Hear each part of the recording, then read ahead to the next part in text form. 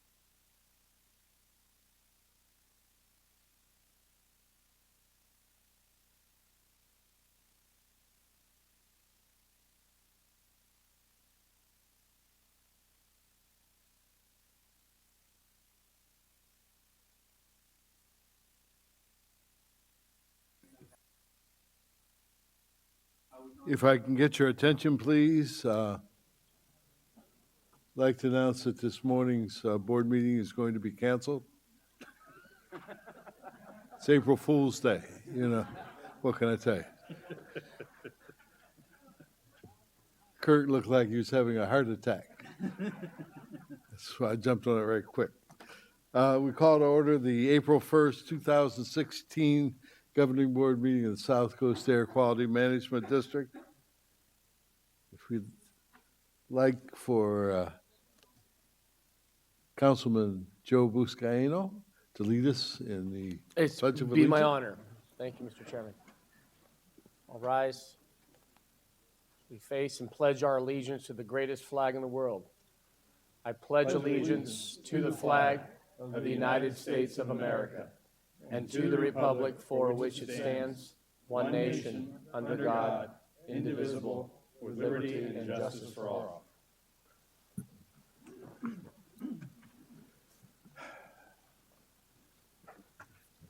Do I have any opening comments by any of my colleagues? Dr. Liu?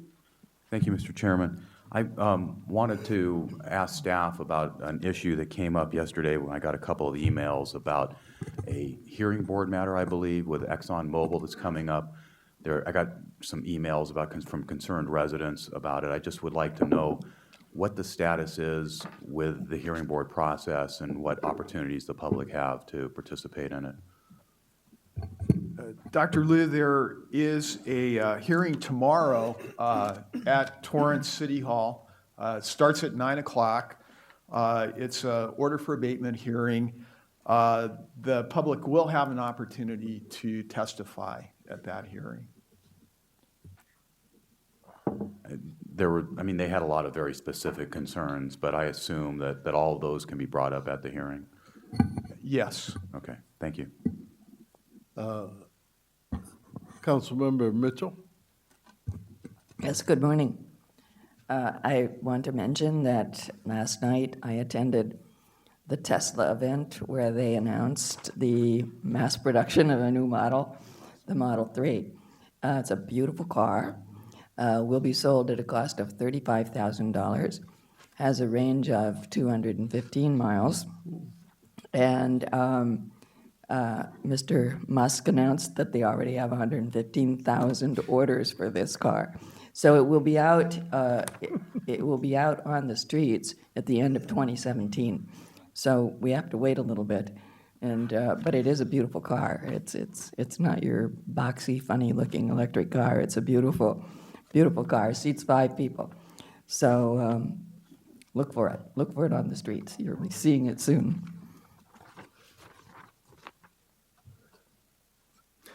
Mr. Chair? Yes. Thank you. Just following up on the Tesla, I know General Motors will have the Chevy, not the Volt, but starts with a B as in baseball, the Bolt coming out in a similar range, which will have also a range of about 200 miles, all electric, and just something to look for also, probably in late 2016, they say, I hope.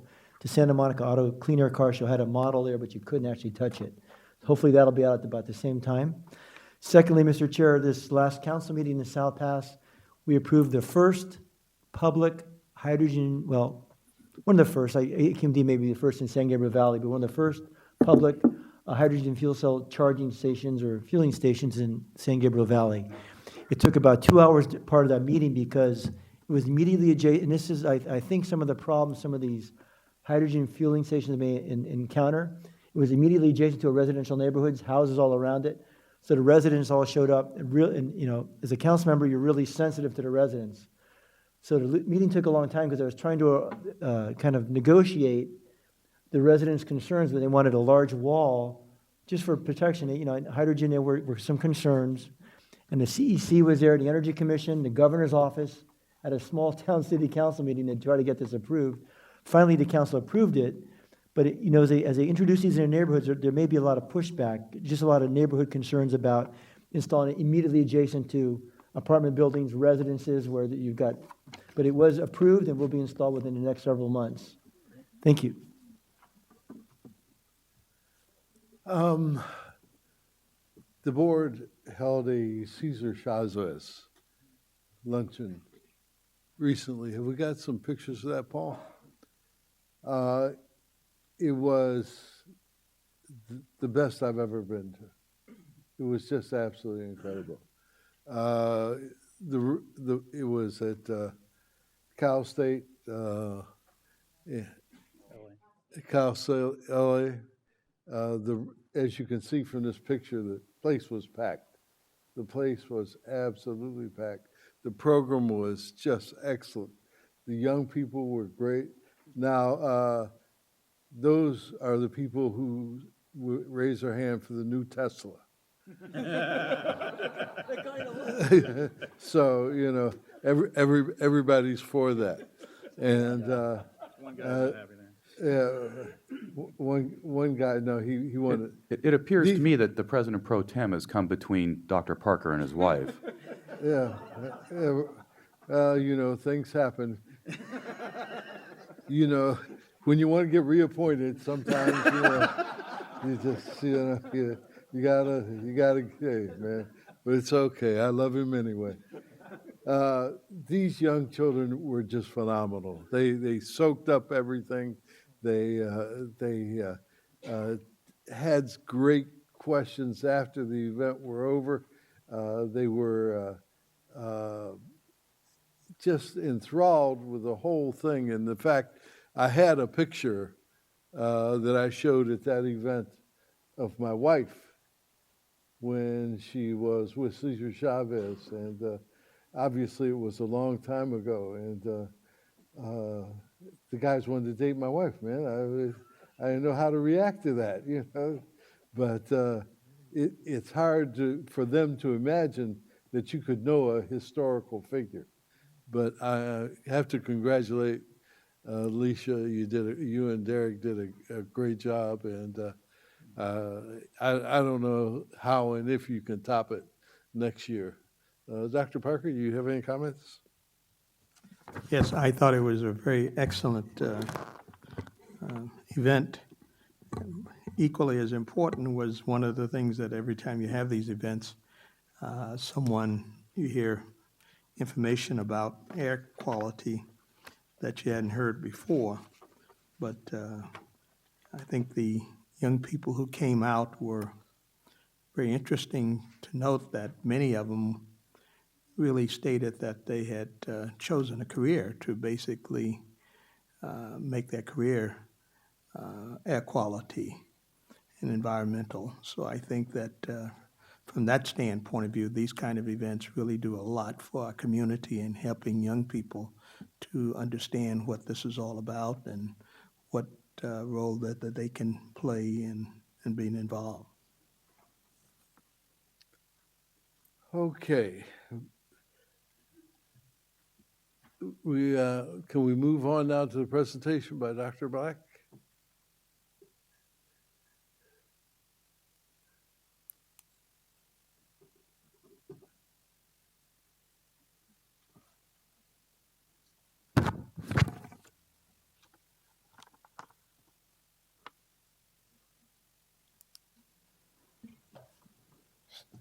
Thank you, and it's a pleasure being here, and certainly appreciate the opportunity to share with you some of our data that has been supported so generously by the SCAQMD.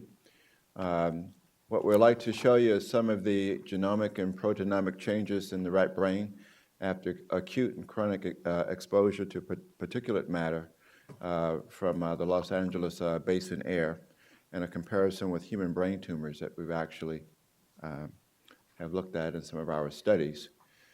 As you well know here, a lot of research has linked air pollution to respiratory and cardiovascular morbidity and mortality. The brain effects are not as well recognized. There have been a number of studies that suggest a link between air pollution and brain tumors. You know, this is one study here, which was a case control study of 9 centers in various countries, including 3 centers in the U.S. that reported a high risk of childhood brain tumors after exposure to polycyclic aromatic hydrocarbons, which occurs because of air pollution and occupational exposure and tobacco smoke, along with a number of other studies that have been done. We also know that one of the most efficient ways of producing brain tumors in experimental rodents is to expose pregnant rodents to matter very similar to air pollutants. And it's one of our models that we actually use to induce brain tumors in these models. So there's a lot of compelling evidence. We also know that a lot of the ultrafine particulate matter and heavy metals can actually cross the blood-brain barrier, which is this barrier that protects the brain from a lot of toxins that's in our blood and can actually migrate into the brain. And a number of pro-inflammatory factors have been shown to be activated in the brain after exposure to air pollutants. And inflammation is considered one of the first steps in development of a number of human pathological disorders, but also important in the development of brain tumors as well as neurodegenerative disorders such as Alzheimer's, Parkinson's disease, and others. So in our studies that were supported by the SCAQMD, we sought to determine whether exposure to particulate matter resulted in molecular changes in the rat brain that were associated with the development of brain tumors and other disorders. So we used a technique including gene arrays of these rodents that were exposed to different pollutants, looked at a whole variety of different genes and genes that were overexpressed and underexpressed in molecular changes in their brains after long-term and short-term exposure. So this is the area where we collected the air. It's essentially close to the 91 and 215 freeway at Riverside. And then we had vans that carrying our experimental animals that were parked at this site that was essentially circled in this photograph. And this is what the experimental setup looked like. We had racks that were transferred from the van to the trailer and exposed the rats in the separate trailers so that we could reduce the noise and the heat impact. This was a collaboration with Dr. Michael Kleiman, who is in community and environmental medicine in the Department of Medicine at University of California, Irvine, who is one of the experts at doing this sort of work. Essentially, what we found was that after exposure to this particulate matter, which ranged from molecules that consisted of coarse, fine, and ultrafine particles, we actually saw a number of genes that were significantly overexpressed in the brains of these rodents. Genes that were associated with inflammation like CD68, interleukin-1, IL-6, TNF-alpha, that were all overexpressed. Genes that were associated with hyperplasia, which is kind of the first step as you move towards tumor formation, like the ARC gene. Genes that were actually associated with tumor formation, like RAC1 and c-MYC. We also found genes that were associated with Alzheimer's disease and Parkinson's disease that were overexpressed, like NF-kappa beta, as well as genes that were associated with the formation of A-beta 42 in Lewy bodies. We also found increased expression of stem cell markers, such as nestin and CD133 and c-MYC. And this is important because we believe that a lot of cancer formation is driven by these tumor stem cells that then basically repopulate the tumors. So this was actually quite a very interesting finding for us. So if you look at, for example, one of the genes that we saw, which was the ARC gene, it belongs to a group of intermediate early expressed genes that are associated with tumor growth.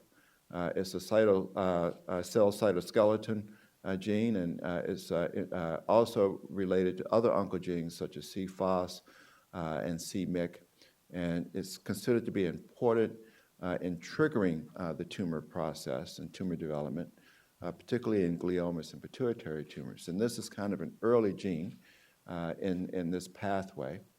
And this slide basically shows what we saw, for example, in our rat brains after 2 weeks of exposure.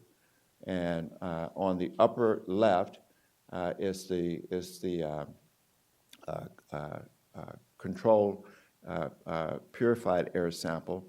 The blue is a stain just for cell nuclei. So you're looking at the cell nuclei, what's called a DARPy stain. And then the red is the stain actually for the ARC gene. So when you see that you expose animals to just 2 weeks of this of the particulate matter, you see an overexpression of the red, which you see an overexpression of these ARC genes in these tumor cells. So we kept the animals alive for about 10 months, and then you see the ARC gene kind of goes down. But if you go back to, I'm not able to go back, I did something bad here. So if you go back to this pathway, you see hyperplasia is ARC, RAC1 is actual tumor formation. And then what we found is that when we go now and we go from looking at the ARC exposure to the RAC exposure at 2 weeks in the rats, you see the blue with purified air. At 2 weeks, you don't see RAC. But at 10 months, now you see in the green RAC. So at 10 months, the RAC comes up. So there's this sort of wave effect where you actually see the genes associated with hyperplasia and tumor transformation occurring in this sequence. So we also compared this to our human brain tumor samples, and just to show you, the upper part is normal brain, with the blue again just showing the cell nuclei for staining, and the red arc showing the overexpression of this ARC gene in low-grade gliomas, meningiomas, and GBMs, showing how important these genes are in tumor formation. And then this is the RAC gene in human gliomas, showing the overexpression of these genes. So you can see genes that actually got activated by the exposure to this particulate matter are important in tumor formation. These are some of the publications that we published on these results, and an award that we received in Lisbon in translation of medicine as a result of this work. So what have we learned from this? We've learned that particulate matter can cross the blood-brain barrier and get into the brain. Exposure of particulate matter is associated with increased expression of genes that are associated with inflammatory changes in the brain, that are associated with the risk of development of brain tumors, as well as other neurodegenerative disorders, such as Alzheimer's disease. One of the things that really struck me when I began to think about this research is that the genes that we're activating are very critical in inflammation. So as I think about this, and as I look at a whole variety of different diseases, it appears that we may be activating inflammatory changes in the brain after exposure to particulate matter. Now, that may lead to brain tumors, but if we look at the incidence of brain tumors in the United States, there's about 30,000 cases of brain tumors. If you look at the incidence of Alzheimer's disease, there are about 5 million cases of Alzheimer's disease. Alzheimer's is a big problem, and as we begin to understand the complexity in what leads to Alzheimer's, we know that there is genetic factors, we know that there's environmental factors and lifestyle factors, and we believe now that inflammation is one of the key triggers in accelerating the development of Alzheimer's disease. So why should we care about this? We're living longer than ever, and the brain actually starts to decline in our 30s. But by 85 and older, by the time we get 85 and older, 47% of us will have Alzheimer's or some type of dementia. So the emotional and financial impact will surpass cancer, heart disease, and will not be sustainable unless we find a solution. And if air pollution is playing a role in this, this can become a very important thing to know. So life expectancy is increasing longer than ever. The disease that frightens most of us in later life now is not cancer or heart disease, it's actually Alzheimer's disease. And the number of deaths compared to other disorders is actually increasing with Alzheimer's disease. And their cumulative cost by 2050 in the United States will grow from $200 billion currently to about $20 trillion unless we find a solution. So a child that's born today has a 1 out of 3 chance of living to 100. If we're exposing our kids to air particulate matter, increasing inflammatory changes in their brains, this could be an important finding. So what happens is that as we age, we accumulate these misfolded proteins that are toxic to the brain. You get a number of other multifactorial things, such as lifestyle, genetic influences, and inflammation. So when you get a head injury or post-concussive injury that causes these inflammatory changes. So one question is whether particulate matter can accelerate this. So here's the cascade. You get the accumulation of these misfolded proteins, synaptic dysfunction, inflammatory changes, and then you actually get cognitive decline. So we know, for example, that we can change the progression of this disease by modifying these inflammatory changes in the brain. And we are beginning to do that now in our lab. And, I would love to sort of tell you about some of this very interesting research. But unlike cancer, which is a very quick acceleration, this is a disease that actually starts about 20 years before we get symptoms. So most of us get symptoms in our 70s and 80s. The disease actually starts in the 40s and 50s, so it has this asymptomatic phase for about 20 years. It's a slowly progressing disease, multifactorial, and if we can begin to modulate some of the risk factors, we can slow the progression and maybe decrease the onset and push out the age of onset of this disease. And I think one of the things that may be important to address in the future is that with the inflammatory changes that we're seeing in our rodent models, whether this inflammatory change may not only be a risk factor for brain tumors, but other neurodegenerative disorders such as Parkinson's and Alzheimer's disease as well. So thank you very much. Thank you, Dr. Black. I noticed some questions by some of our board members. Dr. Parker? Yes. Dr. Black, I remember several years ago in a conversation with you, you were doing some research on determining a mechanism to detect Alzheimer's before one dies, because some of the kind of markers that you would see would only be after death. Right. Has that research developed to a point of being able to be used overall, especially since you're saying that these kind of particulate matters today are getting past the brain barrier and getting into the brain, which has always been thought of as a kind of a blockage for humans of not being able to breathe in things. Now you're saying that you have actually shown that brain particulate matters of 2.5 small particulates can in fact get into the brain and cause some kind of inflammation that ultimately may result in tumors.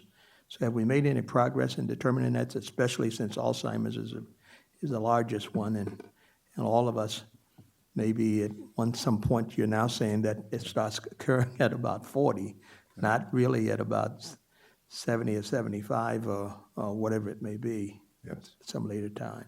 Yes, Dr. Parker, thank you for that question. That's correct. So the challenge we have is that when we go to our doctor and we're complaining of memory loss and it says you have Alzheimer's disease, at that point you've actually lost about 40% of your brain cells. So it's sort of late in the advanced stages. So we have to have a way of diagnosing the disease in this early stages when it's just beginning, which is about 20 years before we become symptomatic. The best way of doing that now is a radioactive PET scan, which is very expensive, only in a number of centers. In our group, we've developed a technique to identify the hallmark of Alzheimer's disease, these amyloid plaques, with a non-invasive 10-minute test, just looking through the eye, that can be done in your eye doctor or in your general practitioner's office without using any radioactive isotope, and it's about 1,000 times higher resolution than a PET scan. So that research has advanced quite dramatically. We're now in a number of clinical trials throughout the world, and from Australia to Europe to the US, in a number of major academic centers. We've just gotten major funding from one of the large pharmaceutical companies, Janssen, to collaborate with us and accelerate FDA approval for that, because it's important for them to use their drugs in this asymptomatic phase before disease has caused brain disruption. So we're in the largest Alzheimer's prevention trial with that technology, funded by Eli Lilly, the A4 trial, and Janssen is putting us into all of their trials. So we're extending our clinical trials for that and hope to have FDA approval for this early detection, hopefully within about 18 months to 24 months, more importantly, we can also tell if our interventions are working with that technology, so that if the drugs are working, we can actually see a decrease in the number of plaques in the back of the eye, which is the brain, the retina, which correlates with brain changes as well. So, yeah, that I think is going to be a very, very promising technology. Thank you.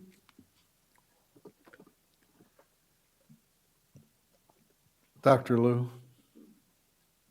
I think Councilmember Mitchell was before me. Councilwoman Mitchell?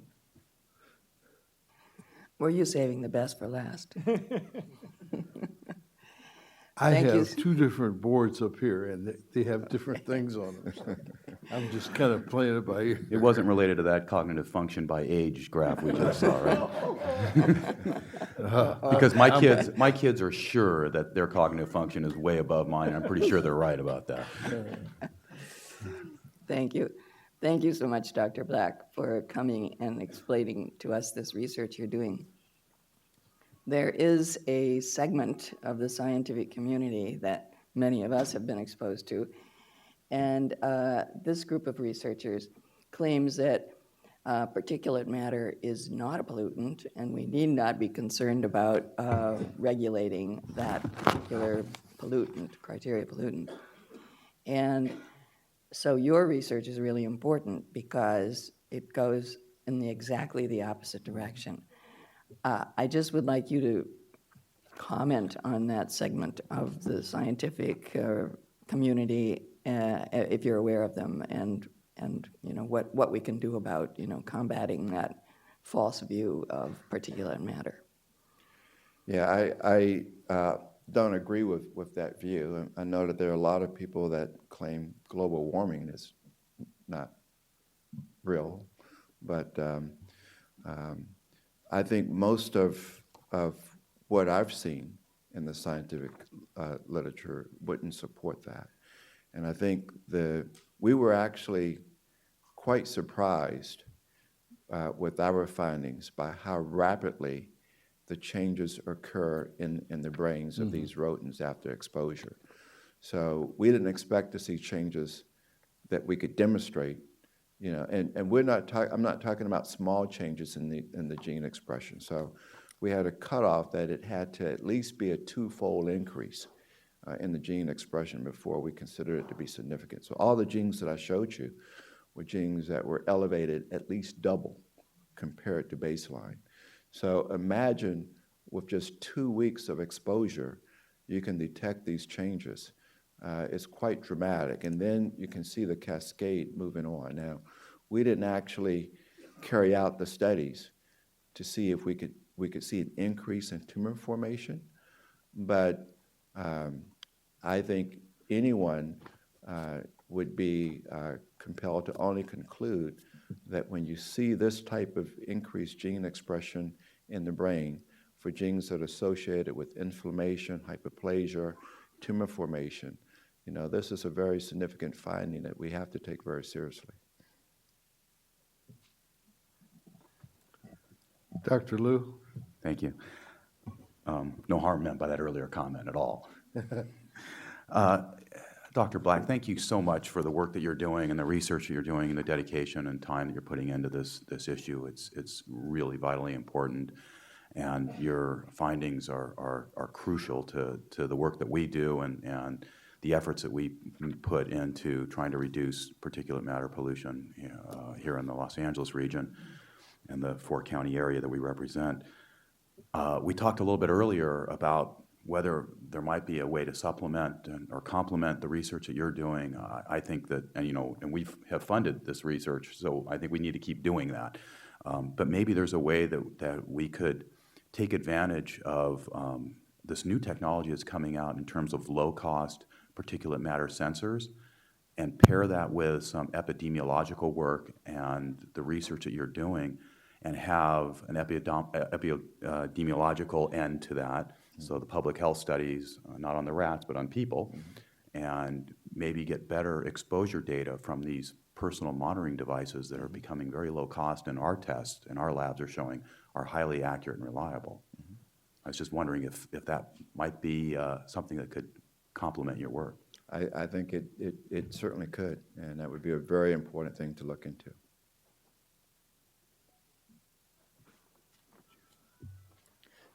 Thanks, Mr. Chair. I also want to thank Dr. Black. He personally, he and his team at Cedars-Sinai, Mr. Chair, I want you to know that worked on a family member of mine who had brain cancer. Estimated it was so severe they only had 2 to 3 months to live, this type of cancer. Him and his team, 3 years later, that person is still alive. So you've done great things, Dr. Black. I thank you. My family thanks you so much. 2 questions. One is, how did you determine the site? The researchers at the 91 and, or 9, what is it, 215, and yeah. And secondly, I'm going to ask you, from the rats to humans, I'm going to ask you something in between from a veterinary perspective, veterinarian. Yeah. In my neighborhood, we're near some busy streets, the Pasadena Freeway, within 50 yards, and a couple, Garfield and Fair Oaks, also high-traveled roadways, 20,000 cars a day. A lot of people in my neighborhood have had animals that have died of cancer, and a lab I had since a baby is at 13 he developed brain cancer, and when we took him in for the CAT scan, I saw it on the scan, it had penetrated the skull, was surrounding his brain. Yeah. We had intensive radiation treatment in Culver City at a cancer facility. He survived that, but it came back and ultimately recently perished. What are some of the studies that, I mean, a lot of people love animals too, and I think as we show this impact on humans, but when we go from rats to your dog or your cat or something you really love, and when I've got at least a dozen animals on my street or in a neighborhood that have died of cancer, and you can see the impact it has on humans, that they're the animals, humans' best friend. What is your research? Does this also have direct application to family pets, like dogs and things like that, in between the rats and the humans? All life forms, right? So I think, the mechanisms that we use in these transformations are very similar.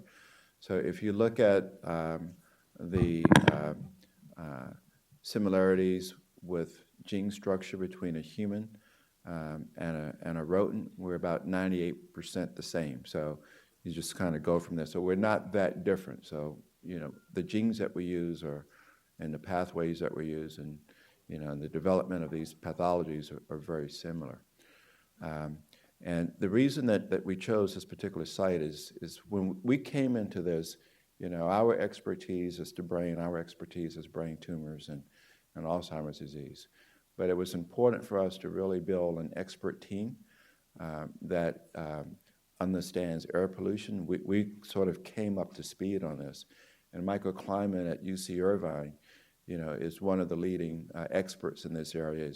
He has the facilities, his models are validated. So we were fortunate enough to collaborate with an expert in air pollution to sort of validate, the questions that we were asking now, how it related to the brain findings. So I think that we tried to put together the best and most expert team in the various areas that we contributed to.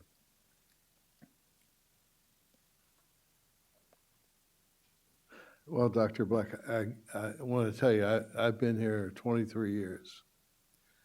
And my life form is beginning to grind down, and I don't know how much longer I'm going to be here. But I can tell you unequivocally that the work that you're doing and have done has been one of the highlights of my AQMD career, because I believe that through work such as yours is that thousands and thousands of lives will be saved someday. And to be some small part of that is just an enormously fulfilling feeling for me. And I just wanted to personally thank you. So we're always interested in hearing the results of your work. And I can't wait for the next report, because it's always moving forward. So on behalf of the board, I'd like to thank you very much. If there are any other questions by any of my other colleagues? Not a question, but I want to set the record straight about something, Mr. Chairman. Yes. I don't think everyone here knows what role you played in initiating this work on brain cancer. because your concerns and your loss of friends to brain cancer, and a lot of people weren't around who are here on this board now and in the audience when you did that. So I think you have to take some credit for this. Well, thank you, but Paul sent me the other day a video clip of the August 8th meeting of 1997. And it was exactly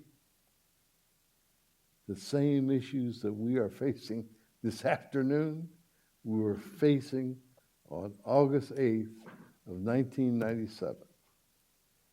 And what we have done since August 8th of 1997 is we have moved forward in an aggressive and academic manner to improve air quality in this basin. Now, we all may not agree on a straight line, but that's what this district has done. It has moved forward in a manner in which that when I conclude my career, I'm going to be very proud of. So, yeah, I helped. I can tell you a story. I was in an induced coma for 10 days. And when I came out of that coma, there were 4 doctors standing at the foot of my bed. And one of them was that doctor there. And I had all kind of tubes and stuff down my nose and my mouth, so I couldn't talk. But he saw the panic in my eyes. And he said, "No, you don't have a brain tumor. I'm just here to help out." So I love you, man, and thanks once again. All right. No other questions? We'll see you next time. Thank you, and I would just have to say on our behalf, we certainly appreciate the vision that you guys had, and I would echo the fact that a lot of this was the vision of Dr. Burke, and not too many AQMD agencies would have sort of gone this path and said, okay, we're going to support work into the brain. But thank you, and we very much appreciate the support. Thank you. Thank you. Okay. We have the consent calendar. We have about 25 speakers on item number 1 of the consent calendar, which I actually think will probably end up being public comment, but it's up to let's find out by taking some of that comment, and we'll move from there. Is anybody want to pull anything from 2 to 25? Mr. Chairman, I'd like to pull item 25 if we could. Okay, Supervisor Rutherford? I'd like to talk about 2B in light of our other actions today. I also, 2B or not to 2B, be? the executive That is the officer's question? goals and objectives. Okay, 2B. Ditto on that. I also need to read a statement on item number 10. Do you want that now or later? I'll take it after we do the item number 10. Okay. Item number 5, just for Mr. Caccione? a few questions on item number 5. I'm sorry, item number 6. Just a few 6? questions, 6. Okay. Are there any other items? Going once, Supervisor? With regard to item number 10, I'll just make a note for the record that there's no conflict, but I do serve on an RCTC board, On item which is 10. included item number 10. And I need to do the same disclosure on item number 10, RCTC. So we do serve on another board together. So. No kidding. That's amazing.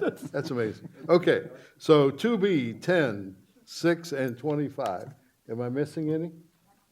Seeing none, I will take a motion on the balance of the consent calendar. I need to recuse myself from those items. I thought we were going to do the recusals. Okay. I'm sorry. I need to recuse myself from items involving contracts with those who have made charitable donations to my employer, the Coalition for Clean Air. I'm recusing myself from items number 3 and 28 because Southern California Gas Company is a potential source of income, which is materially affected by these items.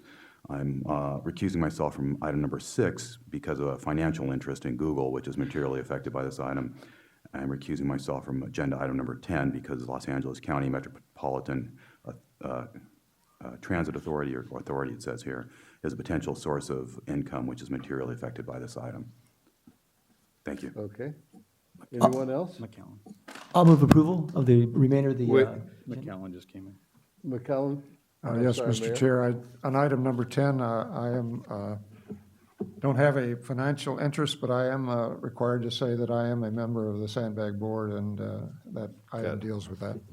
Well, I have that same statement on item 10. I thought you said you wanted it later, but I'll make it now. I'm on the Sandbag Board. I thought you had an actual statement. I'm sorry. I apologize. When the attorneys write it, it's an actual statement.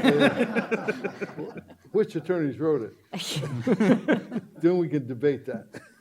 Okay. We can. I'm sorry, I'm just kidding, Kurt.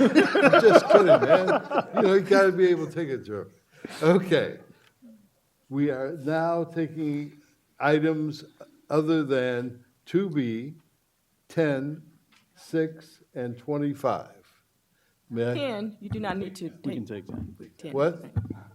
She just made a disclosure on 10. You do not need to. I'm go that sorry, I way. can't hear We you. can take 10. Go ahead and We take can 10. take 10? Yep. Okay. And do we want to hold item 1 to hear the comment? Yes, we will hold item 1. Okay. second. Any opposition? Hearing none, we're going to take 2B first.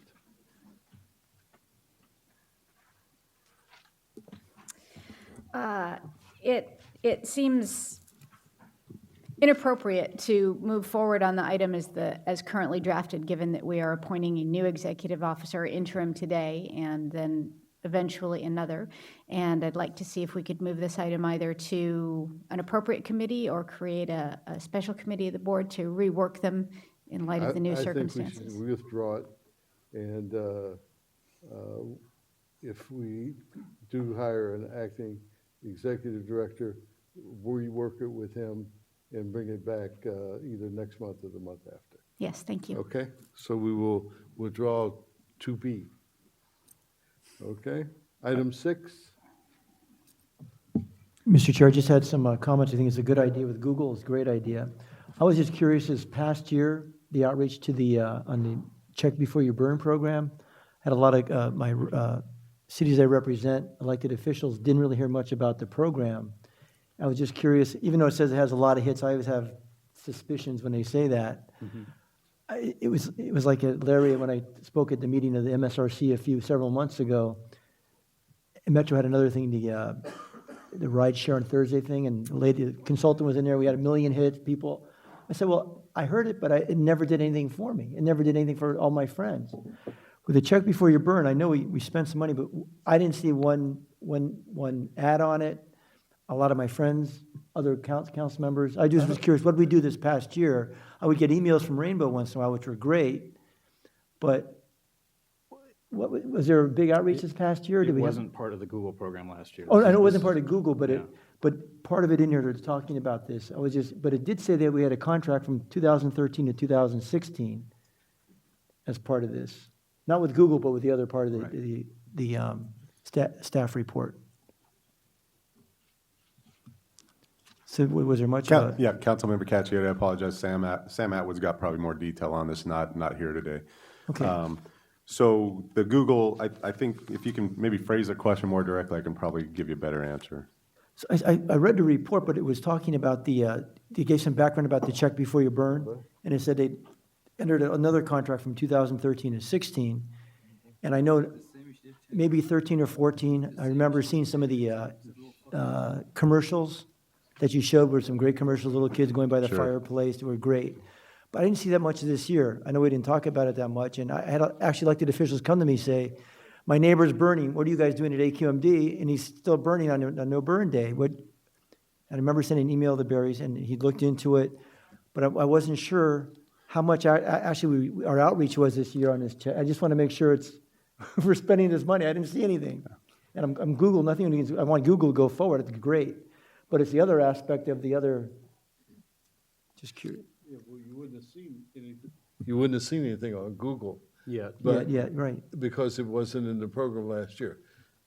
And to be honest, I thought that we stopped the money last year and didn't approve it because we took the money for Google's later contract out of those funds. That was my recollection. I could be wrong. So that might have been the reason. That's probably the reason. Why you didn't see it. We can check with staff and ask them if my recollection is correct or not. But Sam's not here. Sure, council member. So Tina Cox, I'm sorry, she's married, from the media office. We did spend considerable effort this last year, but it was not to the extent as previous years. Tina's saying we didn't do as much TV ads. There was more other print and public outreach, but less TV. And that was because we cut back on them because I was like you, I hadn't seen anything that I thought was effective. But I got to say that the stuff that you've been doing in this Google project, I have to commend you and Mayor Benoit. I'm just floored. Every time I turn on my computer, I see something about the district now. So it's how many views have we gotten on that? Do you have the? I know that was not something that we asked you to bring, but. I've actually got the email from this morning. Do you have that? I unfortunately don't have that in front of me. Our gentleman who's helping us through Google emailed me this morning. Total impressions on the Do One Thing video is 2 million now. And the Right to Breathe total impressions is 4 million. So that's people that spend at least 30 seconds watching part of that video. 4 million people. Yep, 6 million total. It's absolutely incredible. So I think, and I was reading, even like a week ago, it's gone up dramatically in a week, because I saw from last week it was like 1.8 and 3 point something, so I support that part 100%, and I think that's great, Mayor. The only part of this, there's really two parts. One says the action issue an RFP not to exceed at $250,000. You're soliciting proposals for an outreach program for the check before you burn, which I support. But I just want us to really look at it when it comes back to do it right, so we see something on television, on ads. The nice commercials you had a couple of years ago were super. They were very emotionally effective. So I just want to use that 250,000 portion of it well and totally support the Google. So I'll move this item, Mr. Chair. Any opposition to this item? A couple of people. Mitchell. I'm sorry. Ms. Mitchell, would you like to? Thank you. I just wanted to say that we didn't do the TV ads last year, but there were radio announcements with one of our affiliated radio stations. And one of the best tools, I think, that's in our toolbox is that members of the public can sign up on our website to receive notifications. So I get notifications in my email, and of course that goes through to your iPhone or your cell phones on the days that it is a no-burn day. And you know right away that we can't burn on this day.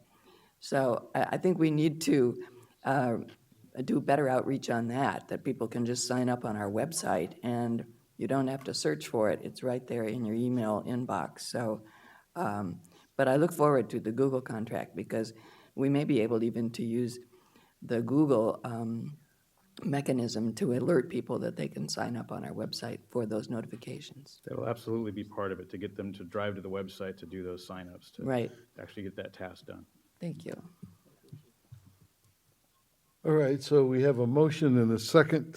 Staff is in the queue. Staff? We have can you tell me where that came from, Paul? Okay, I'll clear that. She hit the button and ran? I know the feeling. Okay. So we have a motion and a second. Is there any opposition to that? This is not 10, right? 10's not in this one. No. No, this is not 10. Okay, that item is approved. Okay, item 25. Thank you, Mr. Chair. This is an item on the ad hoc committee on large compliance investment and future regulatory certainty, and I read through the minutes from a couple of the meetings, and I just wanted to make sure that the committee and the staff were considering one side of the argument that I didn't see in the minutes, and that has to do with the impact that our regulatory controls have on those businesses that sell, develop, install, test control equipment. And it actually, can have a beneficial economic impact as well as stranding costs. And I know we want to try to minimize the stranded costs, but I think we need to consider the other side of that equation. And I want to let people know that one thing I didn't expect when I joined this board was that I would become so pro-business in terms of companies that are trying to get rich when cleaning up the air. And so I think we need to consider that when we are doing this work on this ad hoc committee. Okay? You will then move the item? I will then move the item. I was waiting for you to speak first. Okay. Second?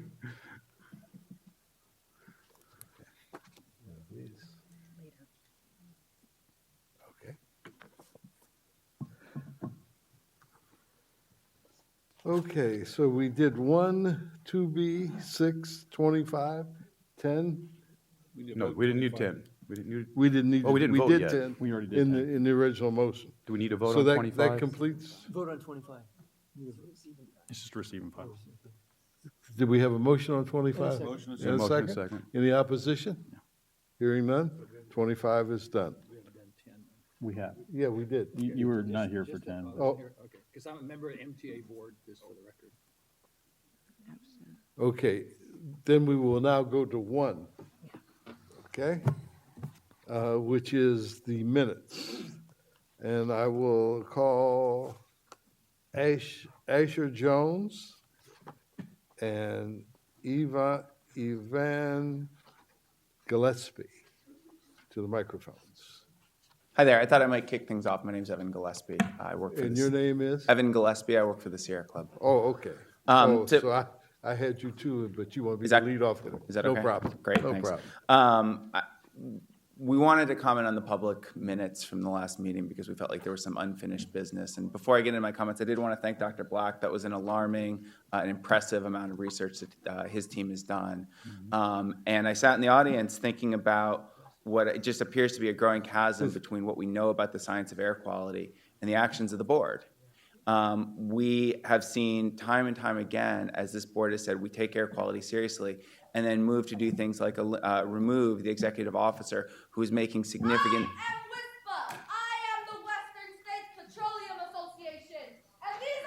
Would security please take that, escort that lady out? You gonna escort them all out?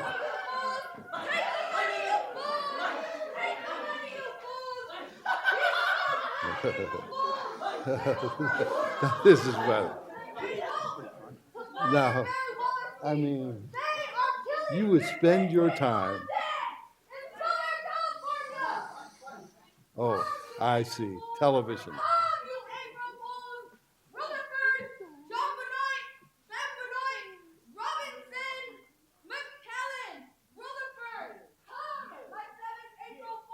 Take your money with you.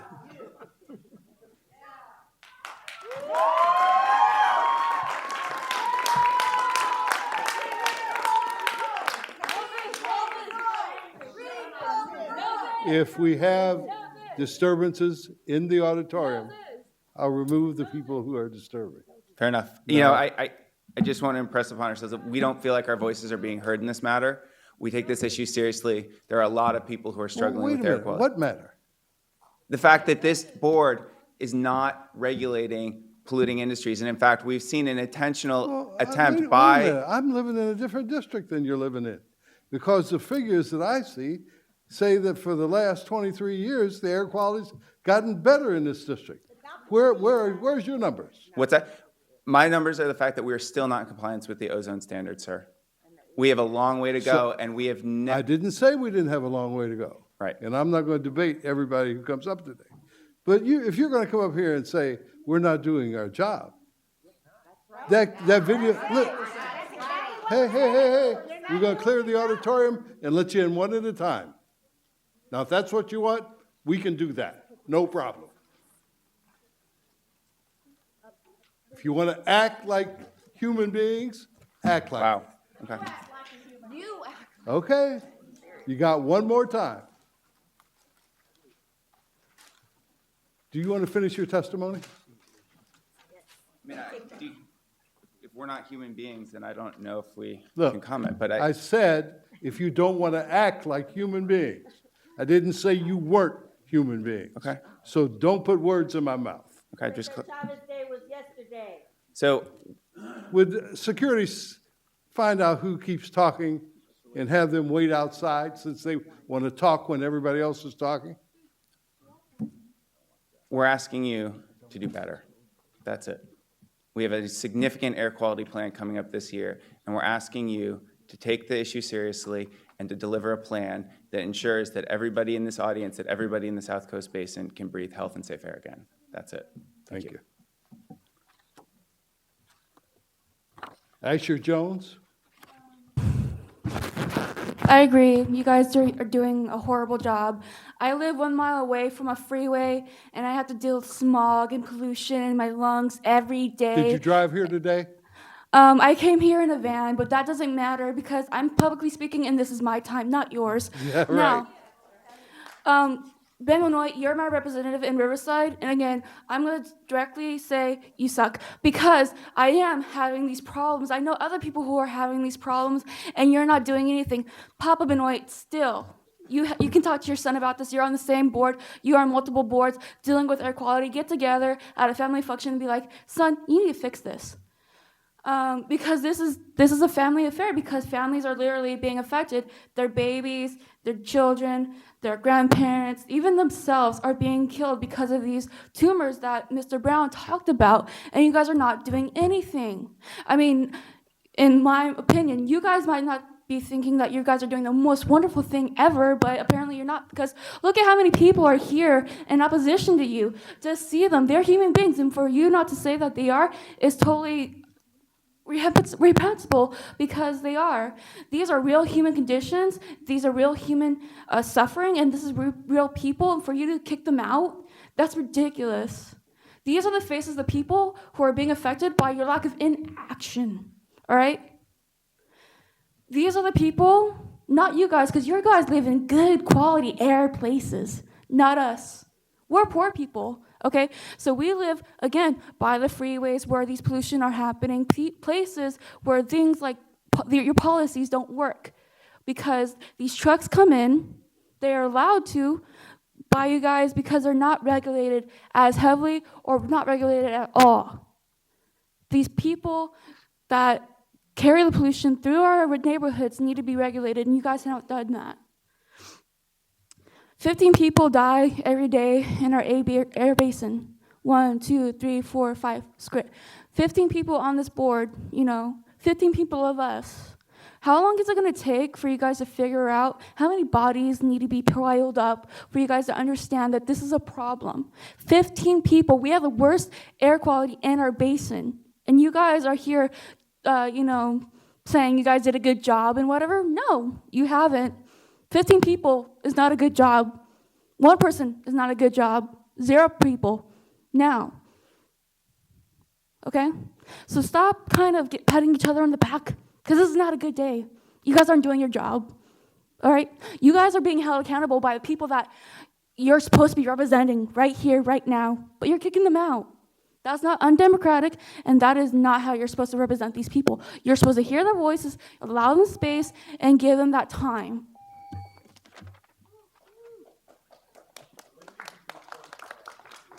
Did not speak to the minutes at any given time. I'm not going to allow that again. And if you think you're coming back to the microphone, you're not. Okay.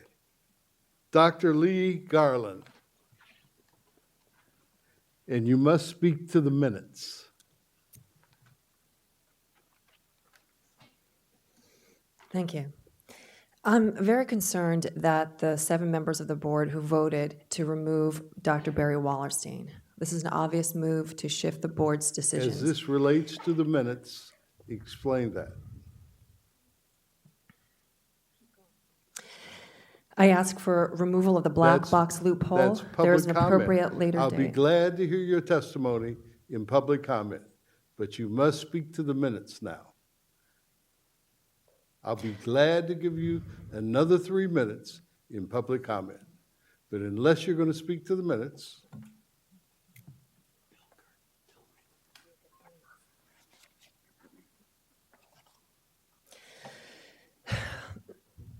So number one asks us to approve minutes of the March 4th board meeting. And the March 4th board meeting, you approved the decision of December to have the NOx limits be what you decided in December.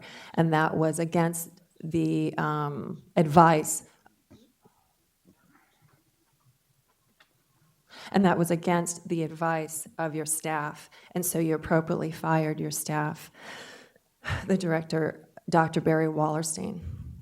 As I said before, I think this is an obvious move in the board's decision in favor of big oil, and that's bad for the business of AQMD, because your business is to protect the population from pollution.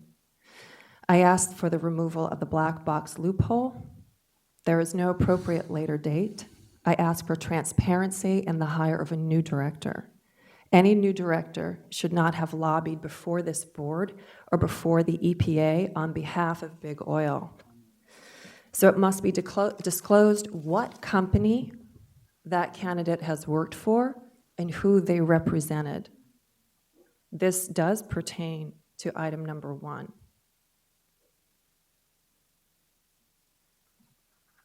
Lastly, I ask for a plan that is measurable and enforceable to get us back into attainment. Stop letting big polluters like WISPA write the rules. We need you to protect public health. And it's personally disappointing to hear about the connection between Alzheimer's and pollution, and to hear the question of whether or not the doctor is aware of denials of these types of scientific inquiry. Yeah, we're aware of these types of denials of scientific inquiry. We're aware of them when Big Tobacco also tried to claim there's no connection between cancer and smoking, and my father died of smoking, and now my mother has Alzheimer's.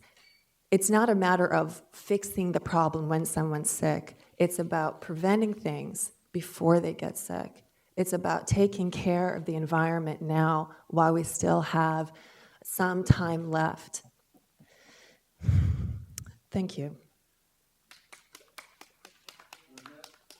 Mendez and Darrell Gale come to the other vacant microphone.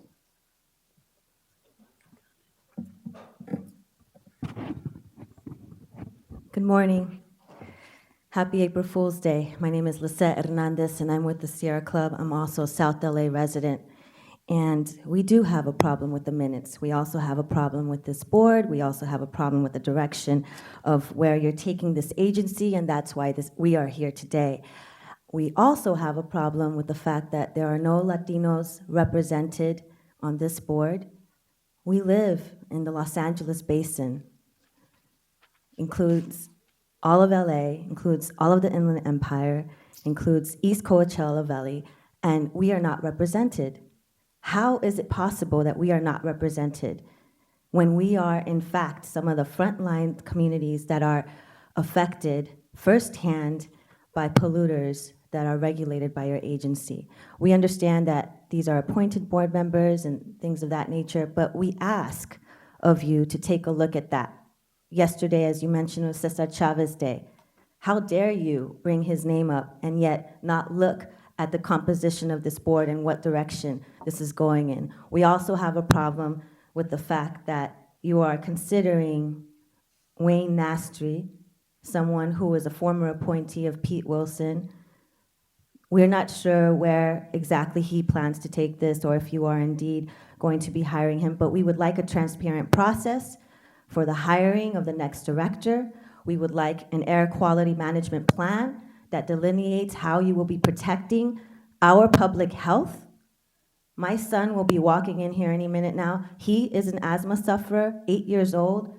I often have to give him treatments in the middle of the night. I don't know if any of you know what that's like. This has a detrimental effect on our families, on our ability to, on our livelihood, on our employment. And yet, we're not sure if you're really connecting with us. That's what this is about. You've shared your personal stories, and we can show and totally connect with you and show compassion, but can you connect with us? We're concerned about the 8 board members that voted to oust, and you're not even looking at us. Are you ashamed? Do you not care? You know? I mean, and you're gonna tell us that we're not being human beings? We're totally in alignment with our democratic right to exert our public voice about this. So I don't understand why it is that you think that we're out of line. We think you're out of line. Dirty air is no joke. And we ask you to take these issues seriously, and we're going to continue to do this if you continue to ignore our requests. Mr. Chairman, if I might, you're absolutely right that the public testimony has to be germane to the item. The item here are the minutes. To the extent that people wish to comment on the board's appointment of an acting executive officer, they'll have an opportunity to do so later in the agenda, but their comments absolutely must be germane to the item.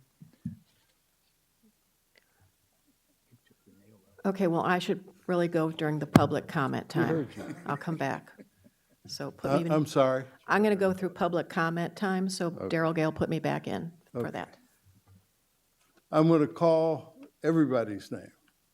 And if you want to talk about the minutes, you're more than welcome to talk about the minutes. If you'd like to talk about the other issues, we'll take you in public comment, no problem. Darrell Gale. That was me. Samuel Suk Tom. Public comment, please.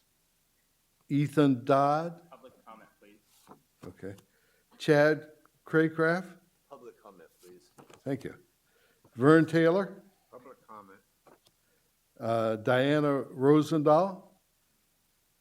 Public comment. Isabella Page. Public comment. Javier, I'm sorry, it's so small I can't see it. Tavieres? Tavieres? Public comment, please. Okay.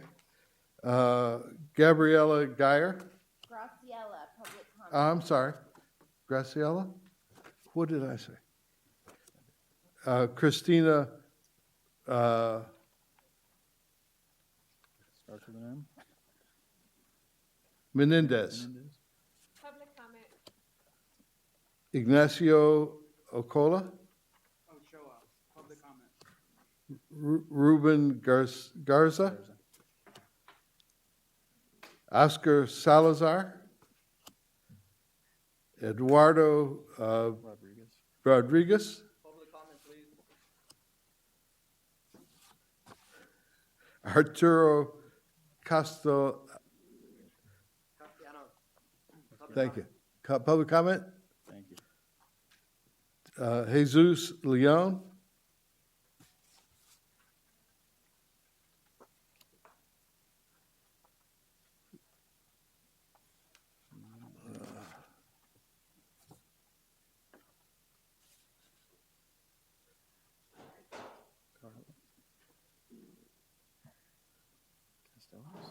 Carillo Castellas?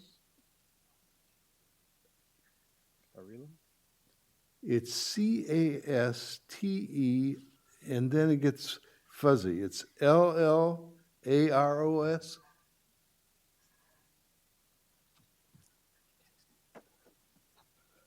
Abraham Brassara. Public comment. Joe McLaughlin. Public comment, please. Nadia Ereg? E-R-C-E-G. How do you pronounce that? Ersic. Okay. Thank you. Louis Magana. And LeWayne. Is that a Z? No, Liana Marello? Marcelo. Okay. So these are public comment.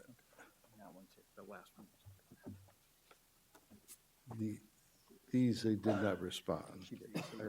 Okay. Then I will take a motion on item 1 on the minutes. Move approval, Mr. Chair? Any opposition? Hearing none, it is approved. The minutes are approved.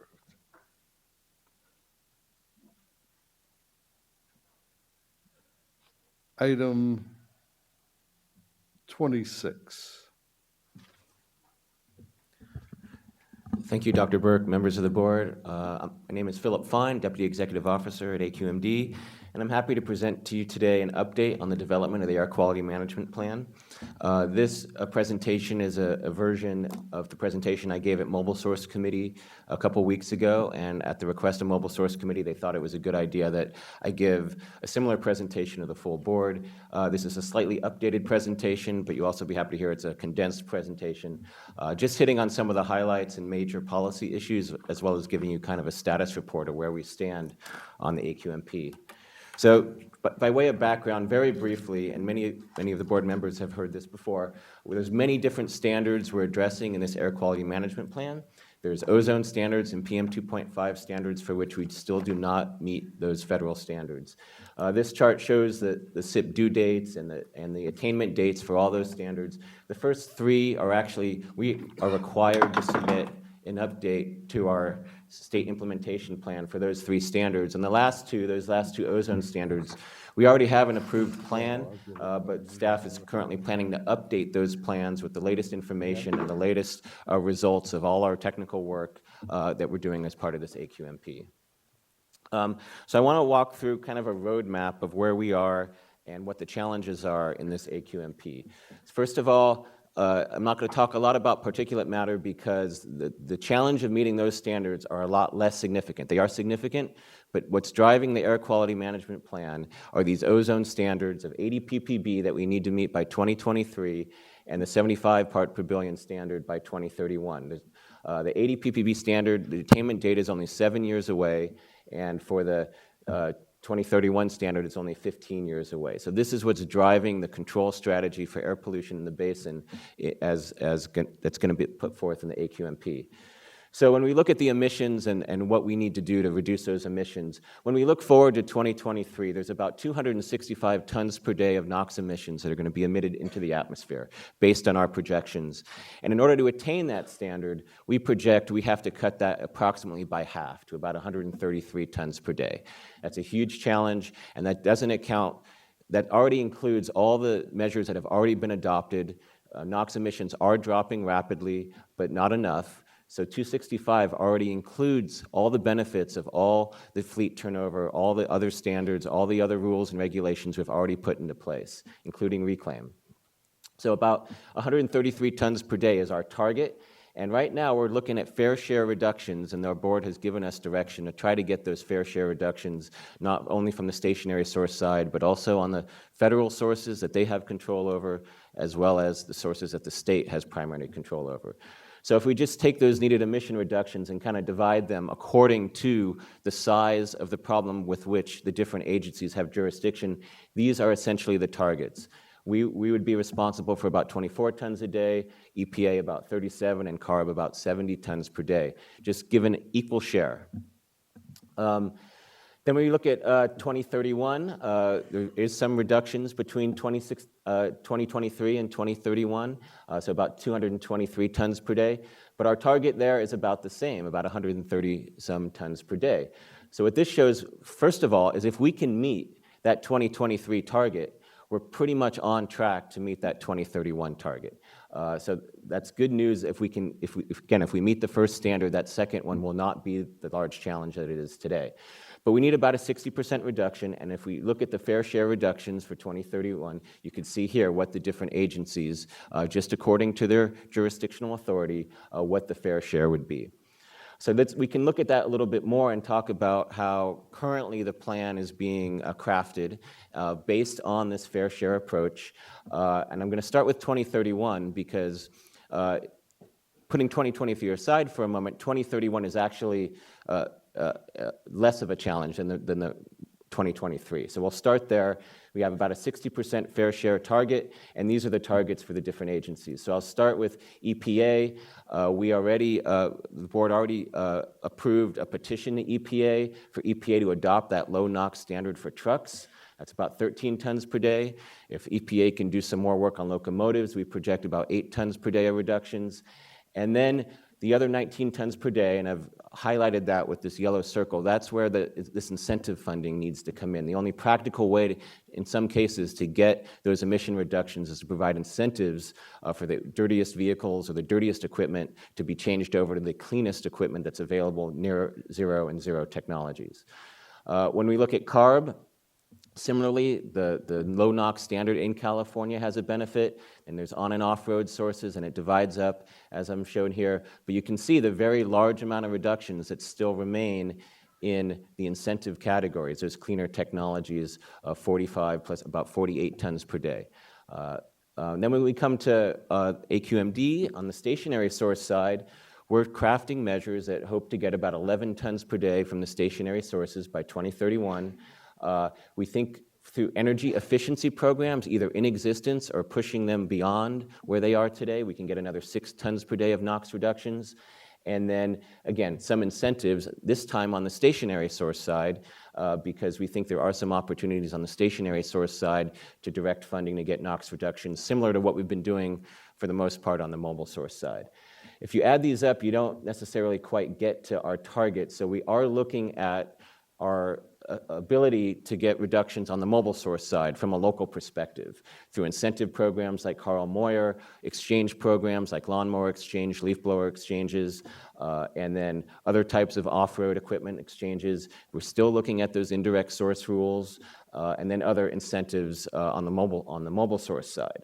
So this is just a rough outline of the strategy as we're developing it for 2031. When we then come back to 2023, it's only 7 years away. It's a much larger challenge, obviously. The target is about 50% reductions, as you can see here. But now when you talk about EPA and how quickly they can adopt new standards, it's not, even if they moved really quickly, it's not going to have a large effect for 2023. So all those federal sources are going to have to look at incentive funding to change them out sooner. And then we can look at CARB. They have some reductions that they think they can get on a regulatory basis by 2023, but it takes a lot of time for those to kick in. So again, a very large portion of the emission reductions needed for 2023 are going to have to come through incentive programs. And then again, looking at the stationary source side, we're projecting about 5 tons per day of NOx reductions on the stationary source side. Again, 3 tons per day from energy efficiency in 2023, and then again, stationary source incentives. And we're looking at this in terms of facility modernization and getting businesses and giving them incentives to change out their older, dirty equipment for newer, more efficient equipment, some of which has cost savings in the long term because of greater energy efficiency. But also in 2023, we are going to look at mobile source measures, and if we can continue programs like Carl Moyer, we can get significant reductions, about 13 tons per day, and then again, looking at the other categories. So this is kind of the overall roadmap for the development process, but I wanted to talk about some of the major policy questions that we still face, and we're looking direction from Mobile Source Committee as well as the board. The first one is achieving those fair share reductions. The board has given us a very specific direction on that. And what I just showed was basically not just fair share, but essentially equal share proportionally to the sources you have control over.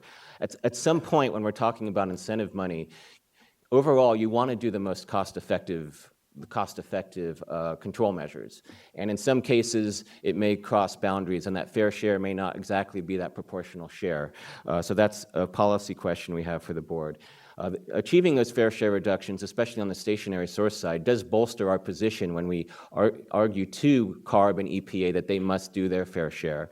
And as I showed before, even on the stationary source side, even with incentives, it is very challenging to achieve that proportional share. So that's why I've showed that we hope to go over into the mobile source side to achieve those reductions in a more cost-effective and feasible manner. Another question you heard today was about the black box. And current board direction over the past several years has been to eliminate the use of that black box to the extent feasible.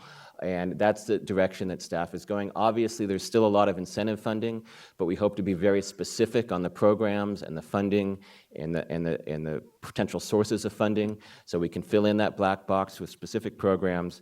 And the other option would be to wait and use what the Clean Air Act allows us to do and not specify those programs. However, time is short, 7 years away.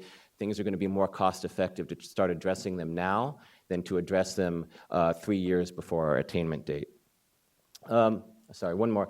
And then, as I mentioned before, these local source measures, some of which are very controversial, some of which are incentives, some are on our local stationary sources and the mobile sources they attract. So this is going to be a big policy question going forward as well. Another question is on the integrated planning. As I mentioned earlier, there's 3 standards for which we're required to submit to EPA in the next year or so. The 2023 standard and the 2022 one-hour ozone standard are not required, but staff's current direction is to include that in an integrated planning process and update those SIPs accordingly. The black box, to the extent it would still exist, would be much lower because of measures that have already been taken, so we would like to update that. I mentioned incentive funding, and it's not just utilizing that incentive funding, but identifying how much and where it's going to come from. That's going to be a part of this planning process. We don't have final numbers yet. We've been working on that, but in the next month or so, we'll start talking about how much money it's actually going to take and where the best places are to spend that money to effectuate this change.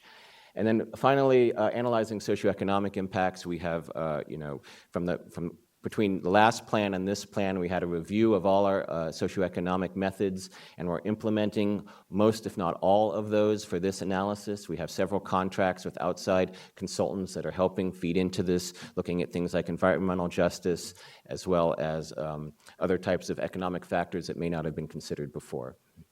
I just want to remind everyone, if we do not meet these standards, or do not have a plan to meet these standards that is approvable by EPA, there are consequences. We have an offset ratio for new sources of 2 to 1 rather than 1.2 to 1, which makes it much more difficult for new sources to site in the basin, or at least more expensive.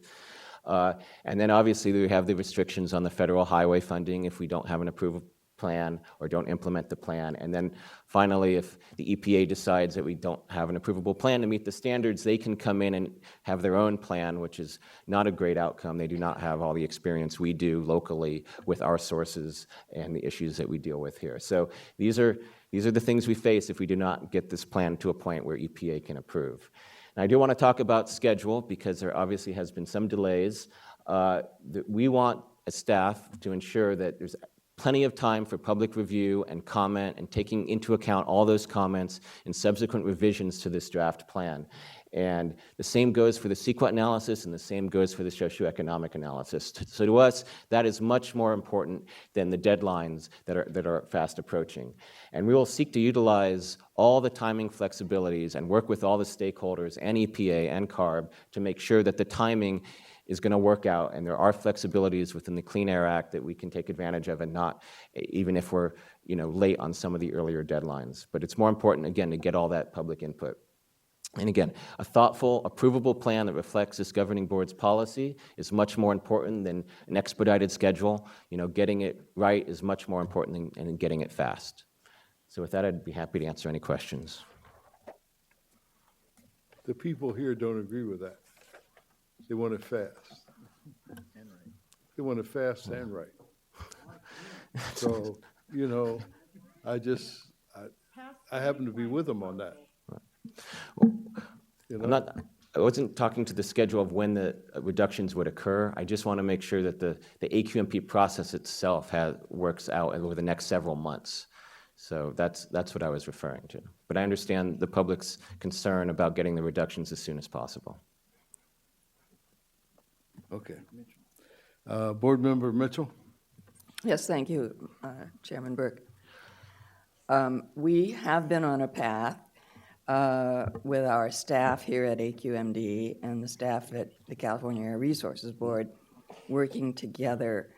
The ARB staff and our staff came up with this mobility plan, mobile sources plan, and the issues that are facing our board came up at the beginning of the Air Resources Board meeting a week or so ago.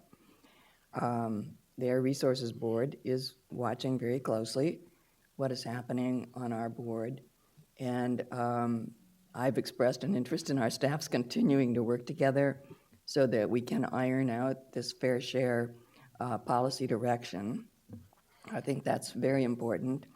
I think it'll be difficult to get buy-in from the EPA. I think that'll be harder to do, but I think we can work with the Air Resources Board strategically to reach the goals that we have to get to. So there are consequences for this district. The Air Resources Board will be looking at this. They made some announcements at the last meeting about meeting and conferring with our board. There was a plan to have like a subcommittee on each board, working board member to board member to help, reach the goals that we have to reach in our AQMP. So I think we should continue on that path. We have big challenges ahead of us, and I think we need to get there. We'll find a way to get there. So I think this presentation, Dr. Fine, is excellent because we do have some new board members who may not have been aware of the challenges we have by 2023 and 2031. And I have quite often mentioned this at the Air Resources Board, these incredible challenges for this district. And so our board members on the Air Resources Board are very aware of this. And they're looking, to help us reach those goals and looking to us to take, responsibility for that as well. So we have some work to do, and I think we'll get there. Let's be optimistic about getting there. Thank you so much for the work you're doing, Dr. Fine.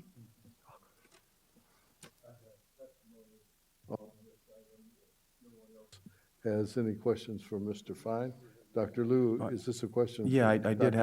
did have a question about the slide for the 2023 goal. I was just wondering if the numbers actually all add up to 133 tons per day. It didn't look like they did. That's okay. We'll take a look. This was some things did change from the Mobile Source Committee. There was some latest analysis that changed some of it, but just conceptually, the way that you've looked at it and analyzed it, you've put tons in every category that should add up to the whole ball of wax, right? That's correct, yeah. Okay. Some of it has to do with whether it's the reductions or the target, but Okay, I'm okay. happy to That's look at it all I again. wanted to check Okay. on, because, we were just looking at it, and I was going through the numbers, and I'm thinking that it was short, but that's all right, as long as you think that we can at least put the numbers in categories to get us there. That's the question. And I do want to say that it's still a draft. It's not even a release draft plan yet. It's a draft plan in preparation. These numbers can shift, and they do shift with every modeling run that we do and take into account the latest inventory data, and SCAG is working on the latest data. So when that gets finalized, there will be another update. So there's a little bit of motion there in these numbers. So this is more conceptual than tying to the exact numbers. Mr. Chair? Supervisor? Thank you, Mr. Chair.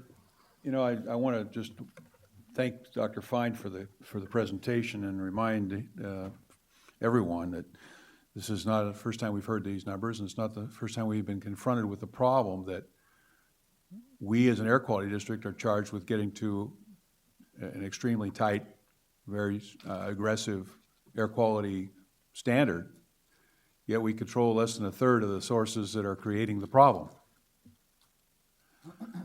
Those that we do create, I would remind a few folks in the audience, we've taken some very strong steps with. People may not think they're quite strong enough. I would remind some folks who may mischaracterize my position last time this was before us. I voted against what was finally approved here. I offered a compromise that had a stronger standard, and that did not get the support of this board. But I was on the side of trying to tighten these standards down a little bit further than we ended up going. But that standard was a very strong step. But we're only addressing a third of the problem. Councilwoman Mitchell's talking about going to Washington DC, and I'm trying to clear some scheduling conflicts that I might have to go along. I don't know who else you might be bringing along or trying to get, but we talked about the need to try and get the federal government to step up to the plate on the piece that's theirs. If we try to do it all with the sources we can control, the dramatic impact on the economy is hard to describe. So we can't do that without the help of our partners in these other areas, and it's important that we continue to, even against all odds, lobby that we get more help in those areas. Thank you, Mr. Chair. We have two people to testify on this. We have Mr. Martinez, Adrian Martinez, and Mr. Harvey Edinger. Would they please come to the vacant microphones to testify?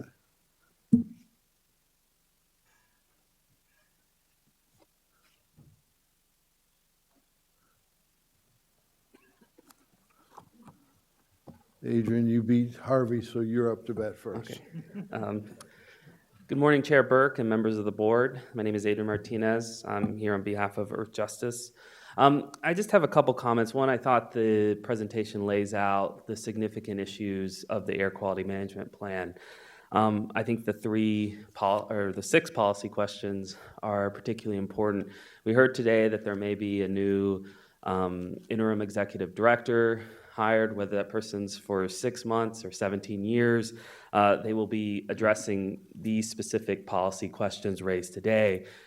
We're unsure how the interviewing process goes or what the kind of calculus for who's chosen, but I think especially those 3 top policy choices, achieving fair share, closing the black box, and also commitment to address local mobile source measures. So where the district has authority over mobile sources, adopting regulations that help push ARB and push EPA. Paul, would you stop his time? I don't want you to think that we've never thought about that.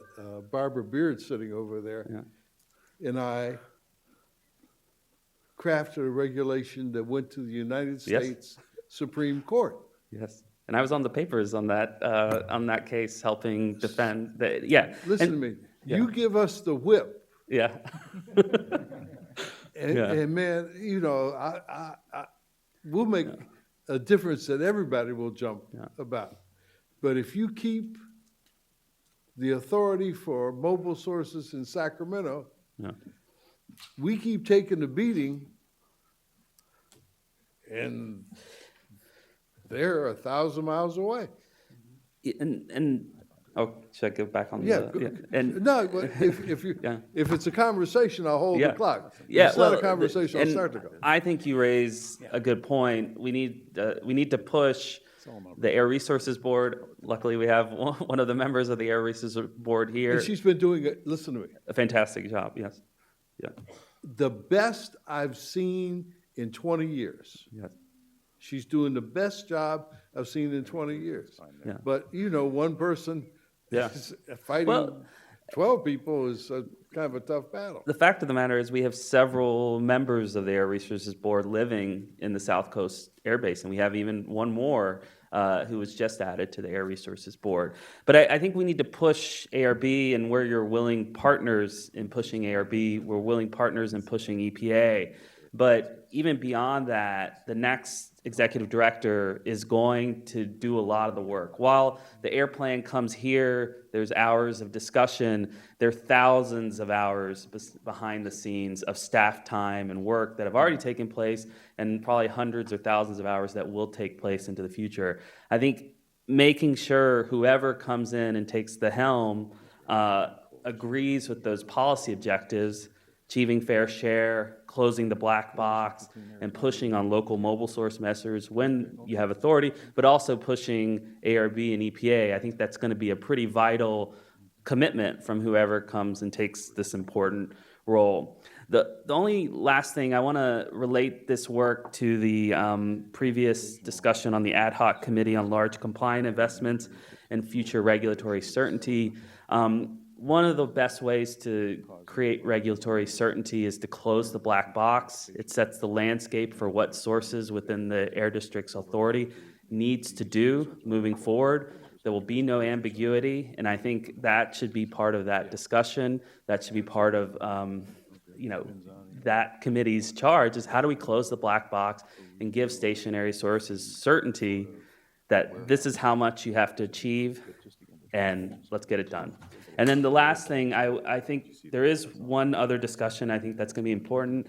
A lot of the strategy relies on incentive funding. It's basically taxpayer dollars, so that needs to be part of the solution, but there aren't enough taxpayer dollars to get us the whole way, so we need to figure out. Wait a minute, how can you say that when everybody was upset that we didn't do 14? The difference between 12 and 14 was $2 billion. Now, who do you think was going to pay that $2 billion? The people wearing those green shirts. Because the oil company guys weren't going to cut their Christmas bonuses. They weren't going to reduce profit margin. They were going to, let me finish. Yep. They were going to pass it along.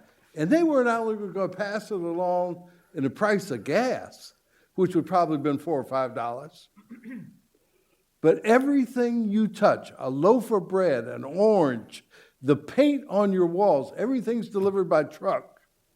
So every one of those items that you acquire every day, the price would have gone up till they got their $2 billion plus interest. Killing the planet a dollar at a time. I'm sorry? Killing the planet a dollar at a Engage in that. Well, let me tell you, starving to death's another alternative. So. Yeah. And Look, I got an 18-month-old grandchild playing in my house right now. You think I'm worried about her? Doggone right I am. So, if you think I'm here for my health, if you think I'm here for the $100, you got to be out of your mind. about money more important than the planet, sir. That's what I was responding to. All I'm saying is I'm here trying to help, and you're here to heckle. No, I'm responding to what I consider as inappropriate comments and not considering the planet. I see. Okay. So Finish I have up, 5 Andrew. seconds, so I will just, Yeah. I will end on this. As from this exchange, whoever is put forward to help lead this plan to you will have a very lively debate. They need to be equipped. They need to have the goals that have previously been set out to close the black box and other ones mentioned today as their central goal. Thank you. Whoever gets this job is not only going to be prepared for a lively debate, they've got to have the support of this board, because the executive director can only do so much. When Yes. people talk about a personality doing a great job here, the personality did not do a great job. The board did a great job because they allowed the executive director to do that. Now, nobody's ever happy with the speed by which we operate, and I'm probably the most unhappy of them all. Okay. But, I'm forever trying to find a method by which we can please, and as the lady said, save the planet if it's within my control. So, thank you very much. Thank you. You always have good testimony. Mr. Edinger? Yes, my name's Harvey Eder, and I'm testifying for myself as Executive Director of the Public Solar Power Coalition. What we need, and what we've been coming to you folks, the board, for 30 years now, is immediate total solar conversion. This plan doesn't come near that. We litigated in 1992 with 2 cases, including climate change and global warming and the immediate total solar conversion plan. After extensive conversations with staff and whatnot, it's on the record in the final draft from December of 1990 for the 91 plan. There was a conversation that we had with staff as documented in 88, and it was with the Energy Commission, et cetera. We had in the record that solar hot water for swimming pools, for domestic hot water, for commercial heaters would be part of the plan, and it's in the library. I was trying to separate it here to give you copies, but Barry was the head of planning then, and there was a meeting in San Bernardino inland, and went to that meeting with this information and other documents to show that it's cost effective, and this was in the plan, and we didn't get a chance to talk on it publicly. It was 86. That estimated that there would be reductions in NOx of 10 to 20 tons a day, which would be reflected in this plan having been reached in 2010. Trying to do things the right way takes a hell of a long time, and it doesn't seem to work. We're back here again, and still looking at litigating, but would like to come in-house or toe-to-toe consulting. We're for the black box. I know you don't like the name black for black box. It doesn't matter what you call it. We were doing solar 30 years ago and had it before the district, and it was purged by this board's representatives and the staff. The stuff's in the record. There's a history of it, and that's the way it is. You know, you have convinced me. I've listened to you now for a long time. You've convinced me. I personally went out and tried. I was going to give it a shot myself, before I tried it on a larger scale. But it's been very, very difficult for me to find a company which will let you retain the ownership rights and keep the tax credits if you install it at your home. Do you know anything about that? I will personally work on it. Last time I offered to, Supervisor Antonovich said, I've got somebody for you to talk to. You know how he is. Yeah. And Supervisor Antonovich is the only member of this board that was there in 1990 and is still on the list. But anyway, for you, we can move mountains. No, I don't want you to move mountains. Let me tell you. The mountain will come to Burke. That we have not done enough with solar. I am convinced we have not done enough with solar. Well, they're making money on. They're marking it up. They're taking the tax credits on everything. Right. They sell the pollution rights, which is garbage, and that's the system we've got. We got to tweak a little bit this system, it's absolutely reasonable what you want. But I'm just saying that they have incentives to maximize short-term profit. And that's why they're trying to do that. But there's no reason why you shouldn't be able to work something out with. That you're the one who convinced me to try that. Well, even though I screw up your name every time. It's Eder. Eder. I'm sorry. I apologize. Yeah. Dr. Burke, don't worry about Supervisor Antonovich. Okay. I know a guy.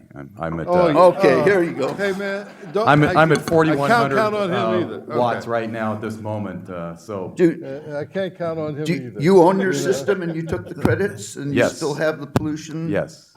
Rights. Financing, everything just smooth. Okay. All right. Very, very Chairman, he's got bad credit, so I know it's got to be a good company. Well, there's still the HERO program. So even if he has bad credit, the HERO program, using the equity in your home, is an excellent alternative, and you do retain the ownership, and you can get all the tax credits using the HERO program.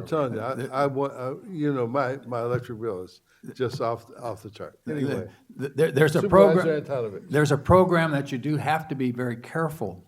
PACE, P-A-C-E. That's the HERO. They go in, but if you miss one payment, you can lose your home. There's no protection for the consumer. Don't go in with closed eyes if you sign up for that program. Number of cities are getting out of it. I voted against it when it was before the Board of Supervisors. You lose the right to your home if you miss a payment. And they try to sell you, say, oh, well, we're going to be okay, we're going to be okay. That's today. You don't know who's going to do it tomorrow. You could lose your home. You need to have solar. We have a lot of solar in the Antelope Valley, as you know, and it's very important. But we need to ensure that the people can afford it, and they're not going to be losing their home when they have it installed. And we also have to ensure that the utility companies are not going to make it prohibitive for people to have solar and other types of energy like that, alternative energies.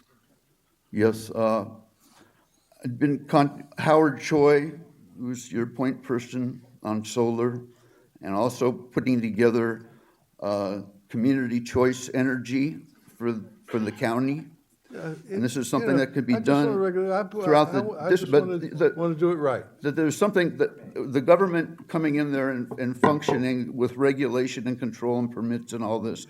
This is something that can be done and is being PACE is based on property taxes. In the next month or so, you and I and the staff are going to sit down, and I want to hear what they've got to say about what you're saying. Okay? Fair enough. Thank you. Okay, moving along. Where are we? We're on 27 now. We're on. Bring back the Mr. Chairman. Yeah, number 27. I have a question for Sure. Dr. Fine. Is there a limitation on the black box? Does it go away at a certain time? I think we talked about that at Mobile Sources, and I'm not sure about what the answer 3 on years that is. before your attainment date, you have to have submitted to EPA, and they would have to have approved measures that fill in the black box, very specific measures like any other measure in the plan. So you lose the ability to rely on future technologies 3 years before your attainment date, which in this case would be 2020 for 2023. Okay, that was what we talked about, that we lose that ability at 2020. Okay, thank you. We don't need a motion on 26, do we? No, you do not, Dr. Thank Burke. you very much. Item 27. Good morning. I'm Jill Wynot. I'm your Assistant Deputy Executive Officer for Planning, Rural Development, and Area Sources. And I'm giving the presentation this morning on renewable energy implementation and storage technology. But I need to give credit to Dr. Aaron Katzenstein and his staff, Kelly Trainer-Gamino, who are the subject experts who put this together for us. So this was actually a request at a previous board meeting from Board Member Cacciotti to give you a briefing of what's going to be included as a chapter in our air quality management plan. And this is a subject we've worked on for a number of years, and it was actually part of our air quality energy-related policy in 2011. So if you look at a timeline of what's happened to the power sector in California over the last 40 years, there's actually a number of really significant events that have happened. And I'm not going to go over this in detail, but if you look at the last 10 years or so, there's a lot of things that have happened and things have really accelerated. And there's, on the top of the timeline, a number of unfortunate, unforeseen events that have happened, including the energy crisis, the shutdown of San Onofre, and more recently the events in Porter Ranch that have really had a significant impact on the energy situation. One of the significant things that have really improved the situation in California are the number of increasing amounts of renewable energy that the major utilities have to have in their portfolio. What you see here on the blue dots are the amount of renewable energy that the utilities have to either produce or procure for California. And the three triangles show the three major utilities where they were at their last report in 2014. So they're making significant progress in meeting those targets. This next graph shows the wind on the left and solar on the right. The green bars go back to 1980, showing the cost of the amount of money people would spend to put in wind. And you could see it was prohibitively expensive. And then that shows the rapid increase in the amount of wind that was actually installed as those prices went down. And then on the right, similarly for solar, although it's a much shorter time frame, that goes back about 10 years or so.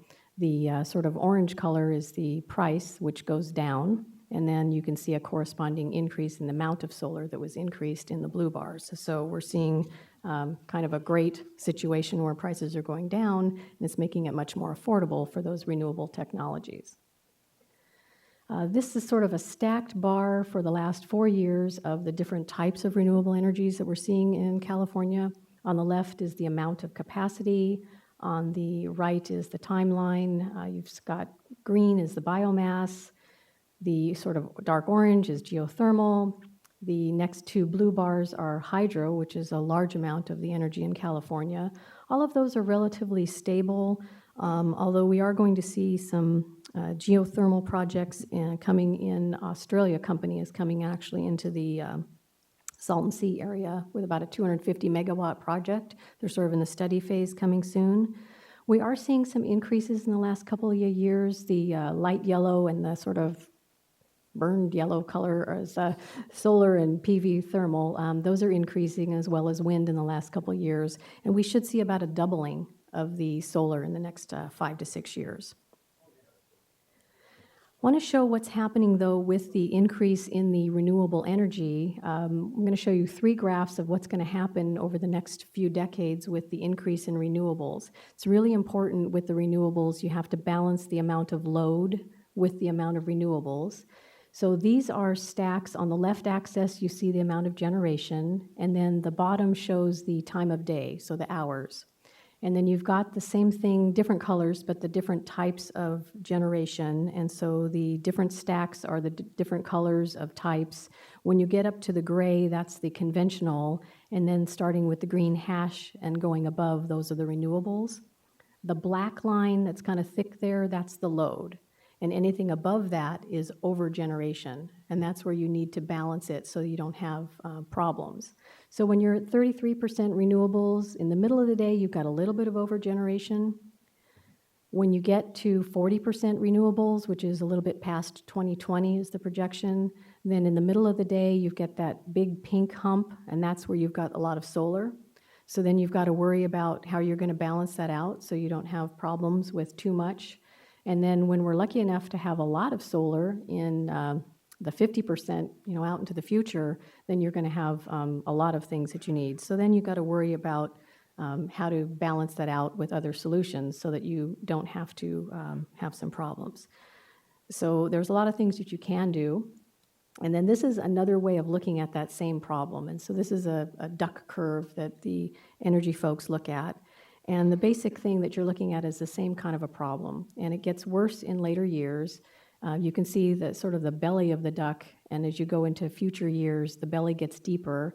And the basic message here is that later in the day, so in the middle of the day, around noon to 3, 4 o'clock, you have to take your conventional generation resources and ramp them down. So they have to sit idle as the solar comes up.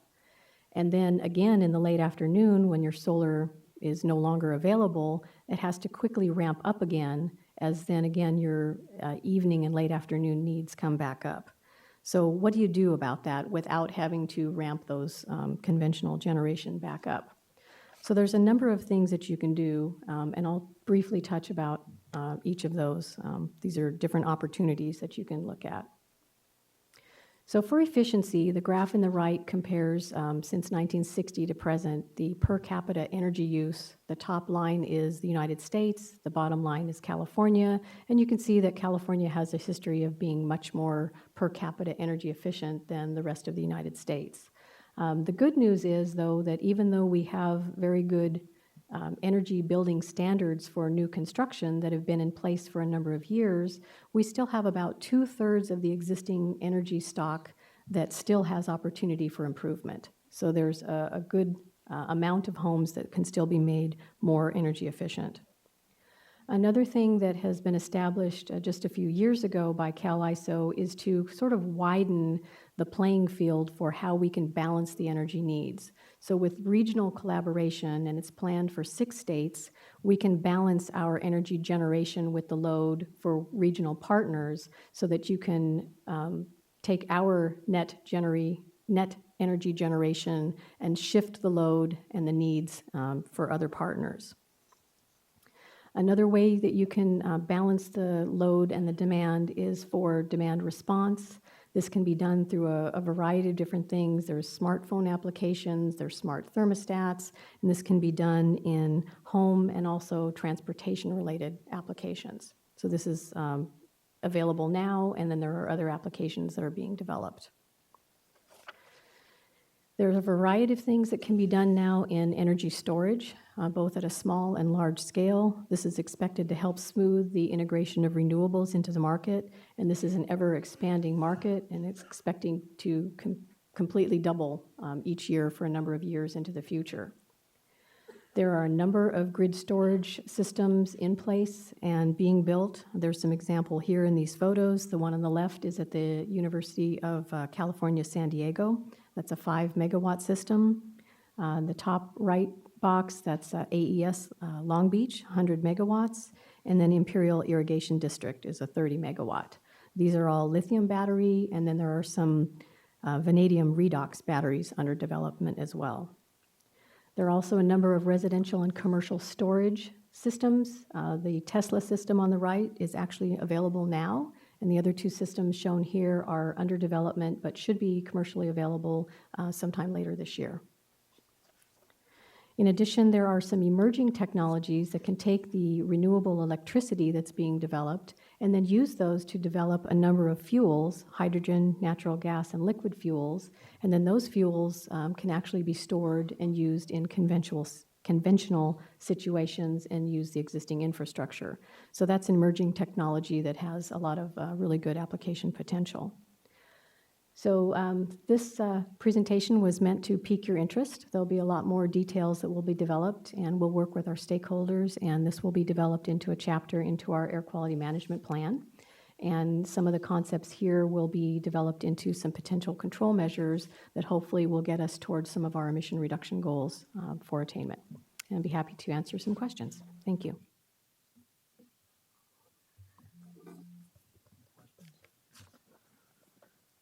Any questions of staff?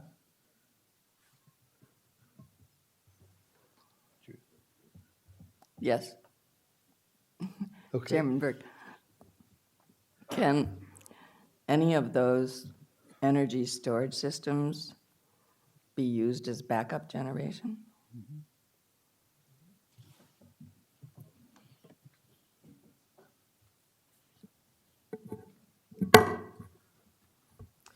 No, actually, I'll have to get staff to look into that and get back to you, because I am the spokesperson today, and I know enough just to get myself in trouble, probably. Okay.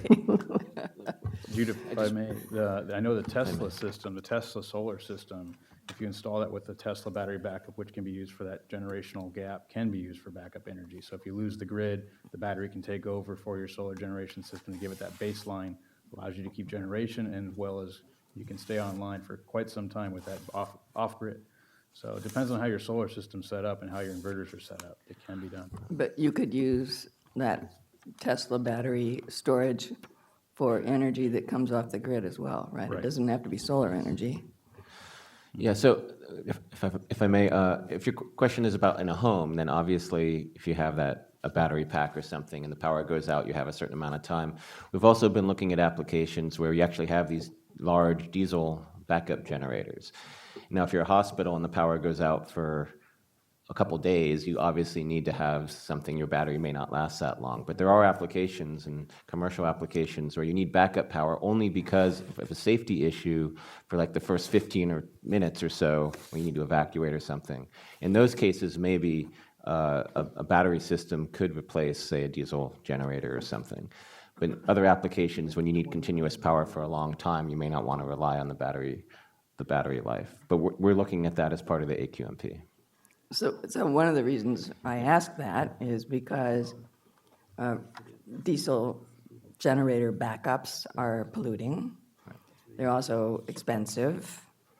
And if there was another way to do that with these battery storage capabilities, it might reduce the cost for some of our people, but it also would be a much cleaner technology.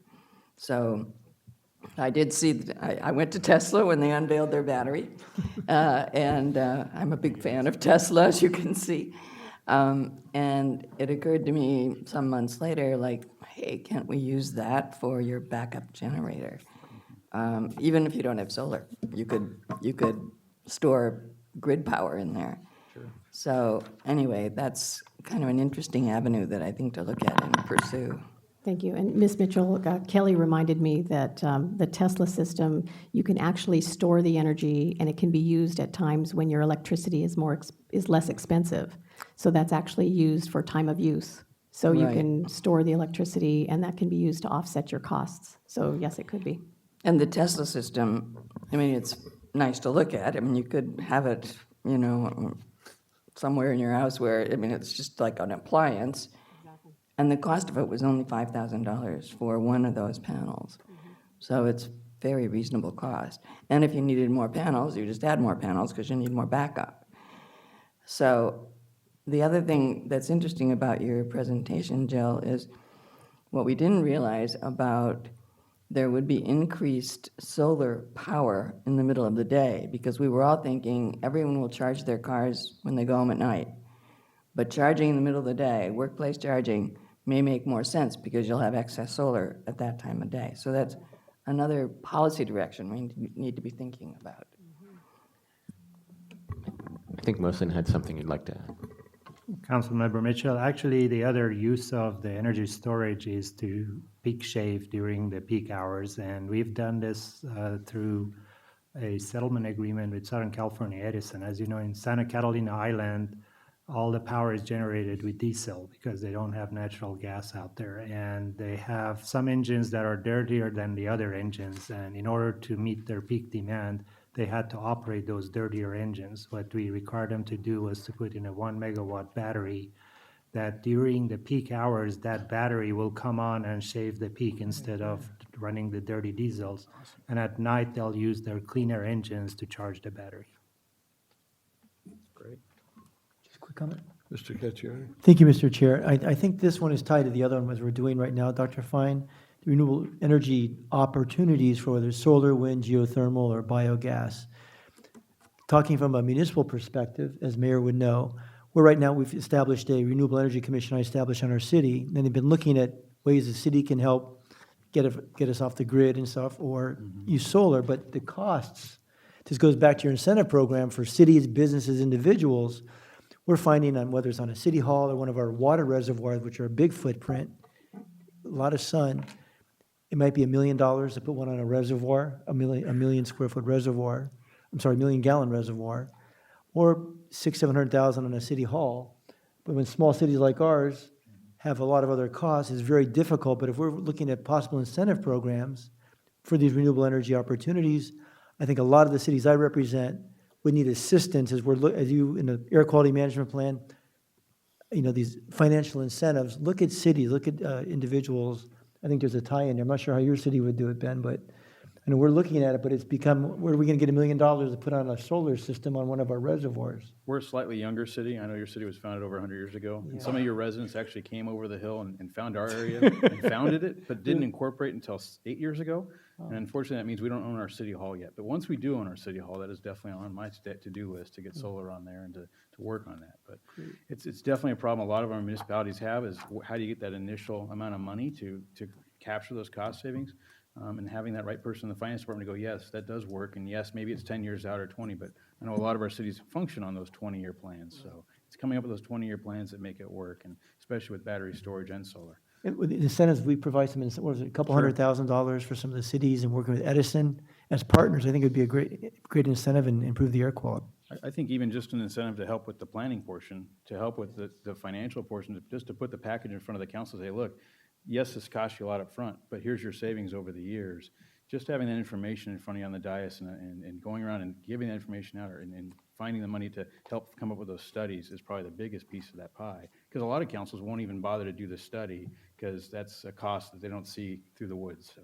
And we're doing what Dr. Burke did, but at a city level, we're trying to get a couple of different companies out there. I know we're working on visiting our reservoirs. They're going to come out and give us an estimate of what it will cost. And I'm not sure I don't think cities get any type of federal incentives like the individuals do.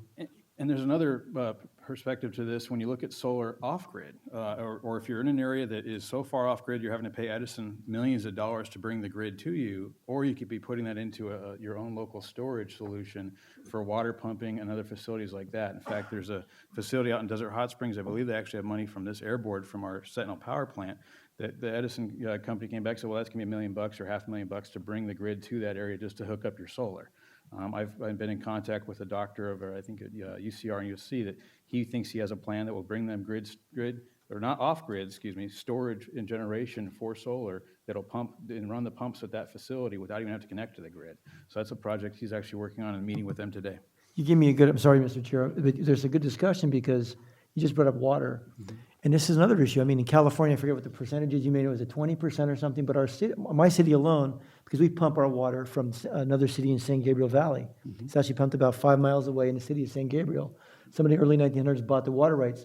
So 2/3 of our electric bill in the city, which is small, it's like 1.2 million, but about 800,000 of that is just pumping water, which from a power plant is pollution.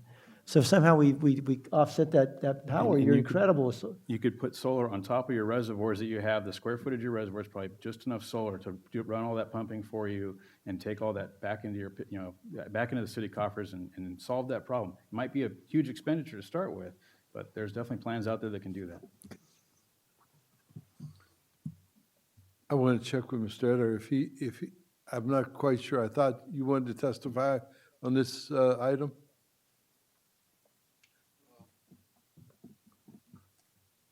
Maybe I've said enough already and you put one on ahead.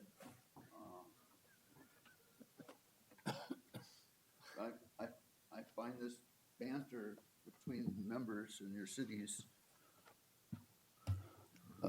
something to take to heart. It's good to hear you talking about that and stuff. These systems are going in third-party financing, and that's where people take the credits and whatnot.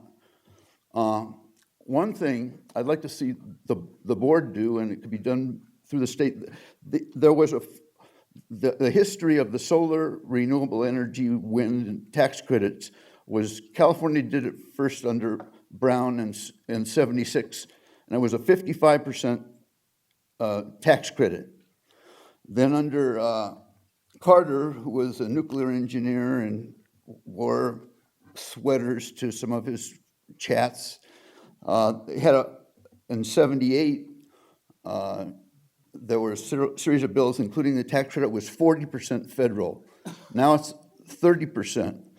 But there was a time the California credit for low-income people and middle-income people was refundable.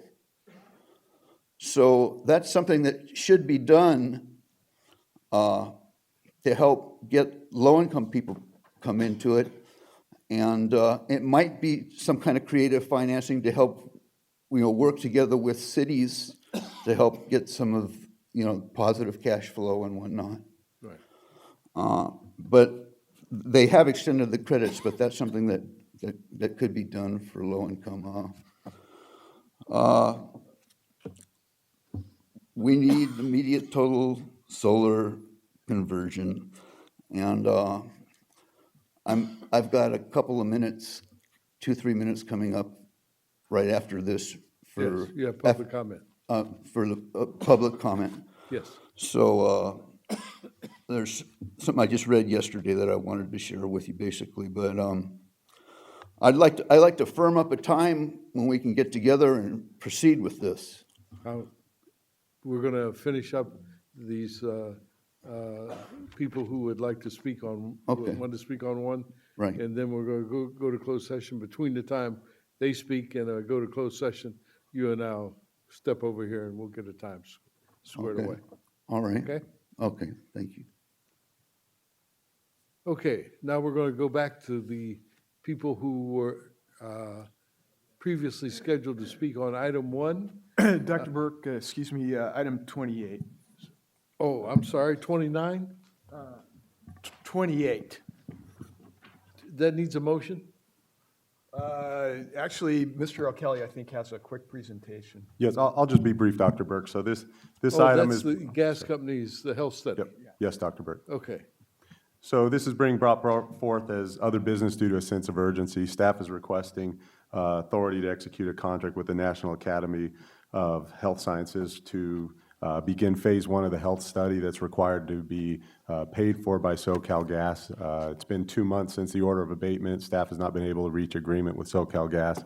In lieu of holding off the beginning of this health study, staff is recommending that we use district funds with the intent to recoup the district funds still from SoCalGas. But in light of the urgency of the matter and the time it's going to take for a health study, staff believe that it's prudent to use district funds to get the process started. Supervisor Antonovich? We are, as the people know, we're doing health inspections right now with the EPA, University of California, Los Angeles Public Health, and the Los Angeles County Public Health Department. Of the 210 homes that had been inspected in the past, 60% of those residents had some type of a health ailment that was a result of the gas leak. Southern California Gas Company has been very negligent in addressing the needs of those impacted victims. They have been not responsible in fully reimbursing all of the people who had to relocate for all of their costs. We went into court twice and were able to overturn the city of Los Angeles, who wanted a 72-hour return home policy, and then they made an agreement with the gas company to make it 8 days. We went into court for 30 days, and then the gas company opposed that, and we went on appeal. Actually, we went into court, and then they appealed it, and we went on appeal. And then we asked for another 30 days, and the presiding judge, which was a new judge in the case, ruled for the gas company, but the following 2 or 3 days later, the Court of Appeal did another unanimous vote for the County of Los Angeles, but basically for the people, that we needed more time. And now we are in court right now asking that we wait until return policy would be May 1st. May 1st, because the health exams that are going right now and the inspections are taking place, but by the time they get analyzed in Washington, and it will be probably late April. But the gas company has done a very poor job, and our Board of Supervisors have been supporting Senator Fran Pally and Scott Wilkes' legislation. It's bipartisan legislation in the legislature. The Senators Pally's legislation passed unanimously out of the Senate. It's now in the Assembly. The board established a panel of 5 experts, our Board of Supervisors, because we have about 5 natural gas reservoirs in the county of Los Angeles. The one in Aliso Canyon, those wells are like 60 years old, and the governor and the State Public Utilities Commission and the state's Department of Oil, Gas, Geothermal Agency all failed because they were supposed to be doing inspections regularly, and they have not been responsible in that area. And the gas company ought to be doing their own inspections, which they failed. And we've had at our board testimony from people in Montebello that have had a problem. And again, we have other problems because those reservoirs are in Santa Clarita, LAX, and other parts of the county. So the Southern California Air Quality District needs to be involved in this, and this is a good proposal, and we need that support because those poor people, as I speak, many are not living in their homes today. I will accept a motion to approve this item. Second. Is there any opposition to this item? Hearing none, this item is approved. Okay. I'm now going to take as I said before, the people who wanted to speak on item 1. Is that list, or is it this? It's these people here? Yeah. Huh? Not sure where that one, that Well, might be added to it. I don't know. Okay, well. Daryl Gale? Okay. Daryl Gale? Dr. Burke, if I might just remind the public that this is public comment on non-agendized items. There will be public comment prior to closed session. So if they want to comment on closed session items, that's a separate public comment. Well, why can't we do all this public comment, get these people so they can go home? I mean, Yeah, Dr. Burke, I'm just saying they need to make a choice between, if they are going to, if what their intent they're going to is. speak, let them speak, They'll catch hell, so let's get it on. And Ethan Dodd, come to the other vacant microphone. He left, he had to leave, they had to leave early. He left? Yes. Okay. How about Chad He also Crace? left, they were all from UCLA, they couldn't stay. Oh, they all used to, okay. Vern Taylor? Come to the vacant microphone, please, sir. Would you? Okay, hi. Thank you for letting me speak.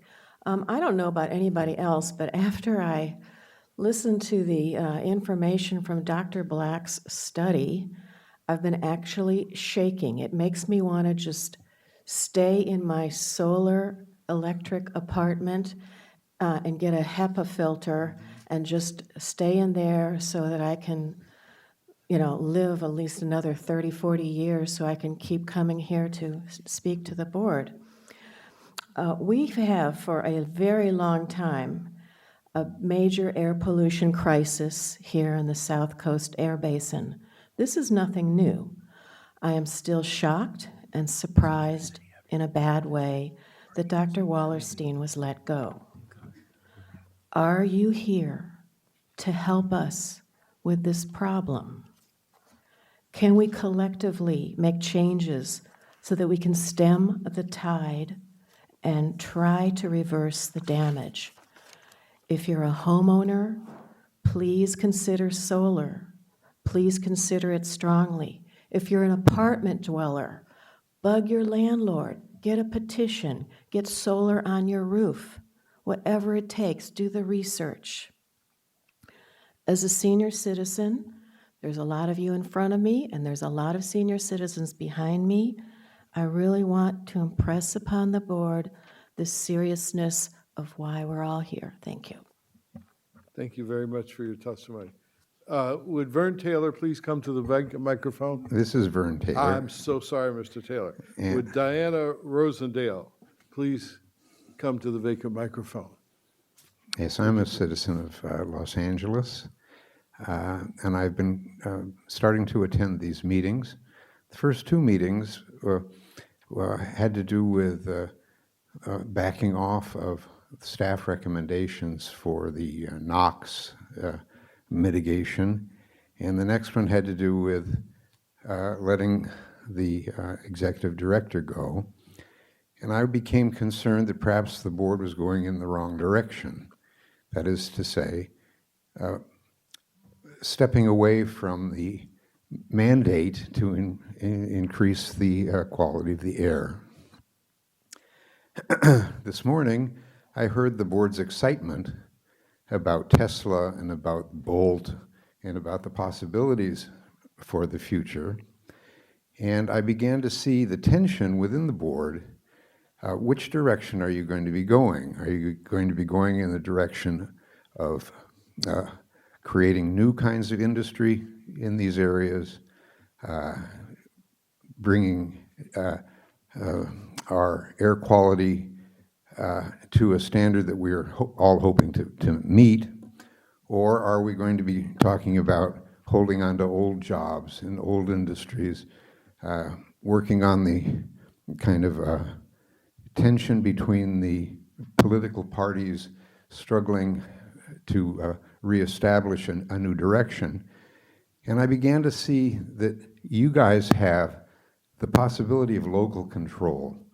That is to say, you can think things through for yourself, aside from the national agendas that are so divisive right now. And as new members of the group are integrated, to begin to affect each other's attitude to what the staff member was saying, you can move to where,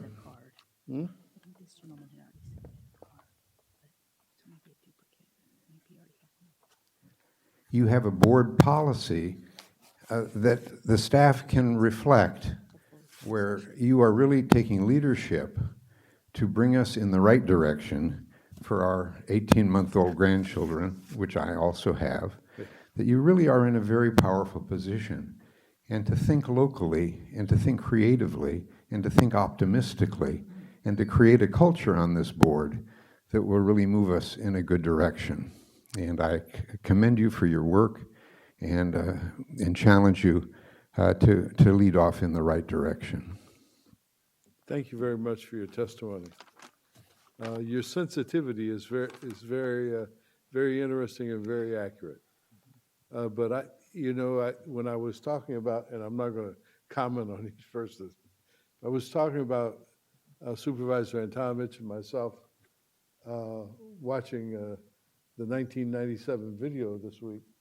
We were facing a similar strategic situation in 1997, and everybody was worried that the board was going in a negative slide. And I know that some people say it's not fast enough, but every report I see that evaluates the performance of this place is that we are moving forward, some people say too fast, in a manner to clean the air. Now, it's scary times for everybody. But I don't think that this board is going to backslide. I don't think the dismissal of Dr. Wallerstein will change the mission or change the direction or change the pace of this board in any manner. So that's just my personal opinion, and now you can all tell me why I'm wrong. Would Isabella Price please come to the vacant microphone? Your name for the record, please. My name's Diana Rosendahl. Yes. I'm with the Sierra Club. Is Isabella Pace here? Did she leave? Rosendahl. Would Javier, Thank you. Thank you so much for the help. I'm sorry. Would you start your testimony? Are we Give her ready? enough full 3 minutes, Paul. Thank you. Thank you. Great. I'm here today because I'm very concerned about the poor air quality in the communities that this board is supposed to represent. The American Lung Association rates air quality in these communities with an F. That's enough for failure. We're breathing air that has failed. It's failing our people. 15 people per day are dying. I'm a Latina, and we represent a huge portion of the regions and the population that you represent. Yet we're not appropriately represented on this board today. That's a problem, especially when the vast majority of those 15 people that are dying daily are people of color. Some would say that inaction, and I mean serious, authentic action that is needed to repair this, is going to be perceived as environmental racism. You're soon going to choose a new leadership and a new plan, and you have an opportunity with this to show that you do put people and their health over the profits of big polluters like WISPA. You can do this by including people as equal partners at every level of decision making. That means making meetings in places that are accessible to people, at times of day that are also accessible to people. Today, we had a lot more people that wanted to be here, but they couldn't because they're working jobs, first jobs, second jobs, third jobs. We need to have them at times and places that are accessible to the people that are being affected by the air pollution. And finally, I was really disheartened and disgusted by the words that were used earlier in this meeting that I think implied a comparison of the actions of Sierra Club members to animals. And it reminded me of a tactic a tactic to attempt to dehumanize anyone who challenges power. And it reminded me of the type of behavior that is used in war, that is used to encourage genocide, and that continues to fuel racism and violence in our country today. But perhaps that's not how you meant it. Perhaps it's the air pollution that has taken a toll on your brain function, sir. And for that, you should be concerned. Thank you. Let me tell you as a person, let me tell you as a person of color about representation on this board. You get on this board, the majority of the members of this board are elected by their own cogs, okay? So anybody from any neighborhood, any elected official can run if he's interested in serving here and serve, okay? And my reference was not to any animalistic behavior. My comments were to decorum. Decorum is a common courtesy. So if you took it as an animal, I don't understand why, because I didn't mean it that way, and I'm sure you saw the behavior that was going on. Okay, thank you. Graciela Geyer, come to the vacant microphone. Good afternoon, board. My name is Javier Tavares, and I'm here to speak for more stringent regulation when it comes to having cleaner air. It may look really hard and challenging to have a balanced budget when it comes to regulation to have cleaner air.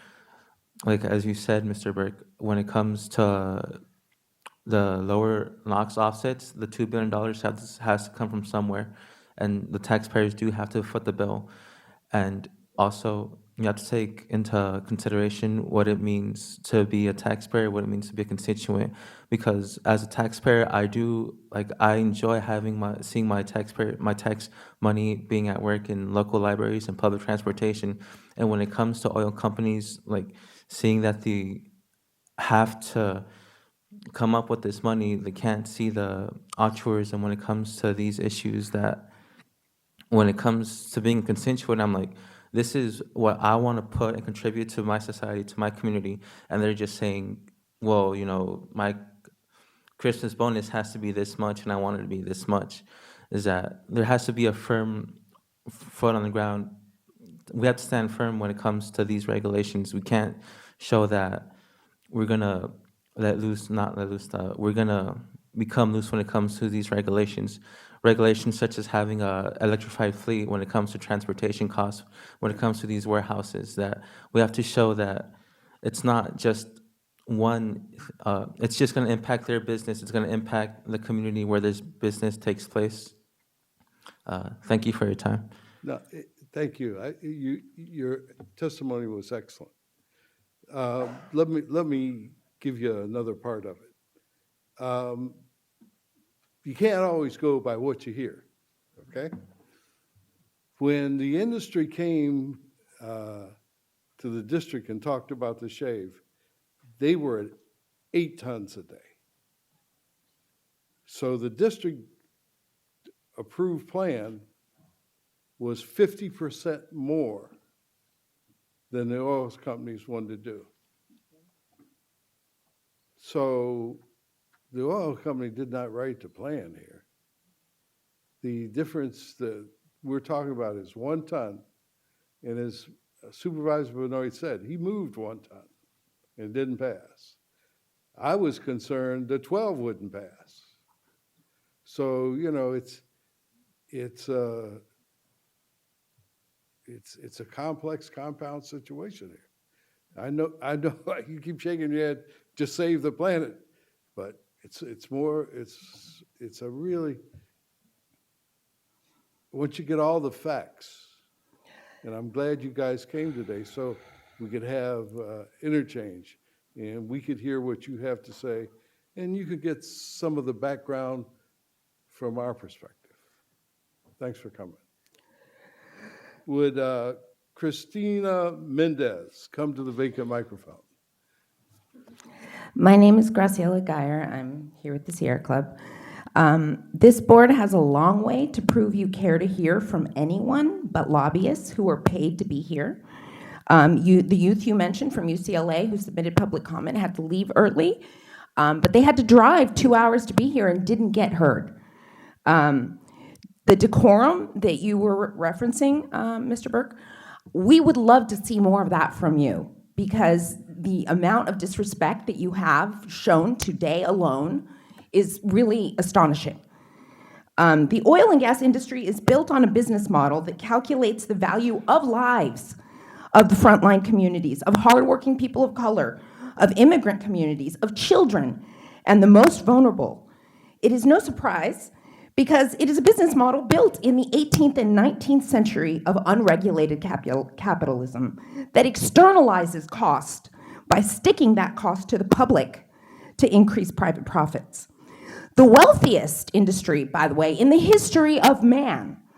But they didn't count on climate change, because sacrificing the future of human existence on this planet, rather than just the vulnerable few, is not a cost you can externalize. And as the evidence mounted, instead of using those massive profits to change their business model or to clean up, they doubled down.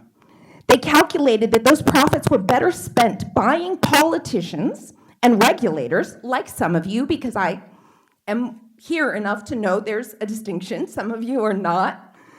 But we can only hope that whatever money industry promised you or threatened you with, that you are here to serve the public, and not the industry that is iconic for corruption of agencies like this. But you also have the power, in spite of whatever, promises were made or threats, you have the power now, you are in the position of power to consider, in your own judgment, what the true cost of this unregulated pollution is to healthcare costs, to businesses and taxpayers, the cost to economic productivity and sick days, the cost to your school districts in your counties and cities, in lost days of school, the cost of holding back an emerging competitive marketplace of new clean energy businesses. Thank you very much. And by the way, when you get to UCLA and you keep on going, that's how far I drove to get here today. Ignacio Ochoa, please come to the vacant microphone. Good morning. My name is Cristina Mendez, and most of my life I've been a resident of the Eastern Coachella Valley and the city of San Bernardino now. And I don't come here to give you quotes or give you names of data I do not fully understand. But I do want to tell you about, I have a coworker that just had a brain tumor surgery a month ago.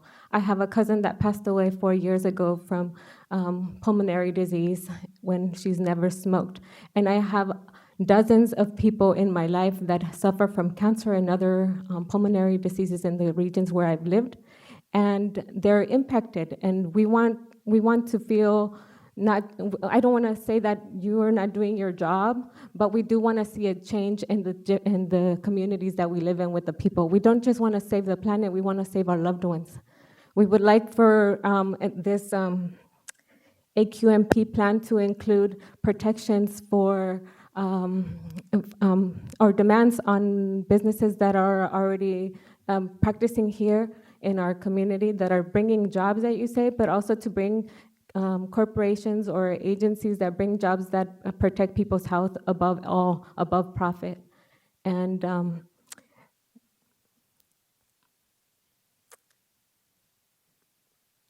thank you for your time. Have a good day.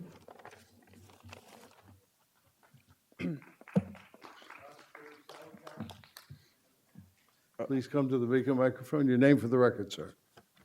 Ignacio Ochoa. I'm a resident of Coachella, from Coachella Valley.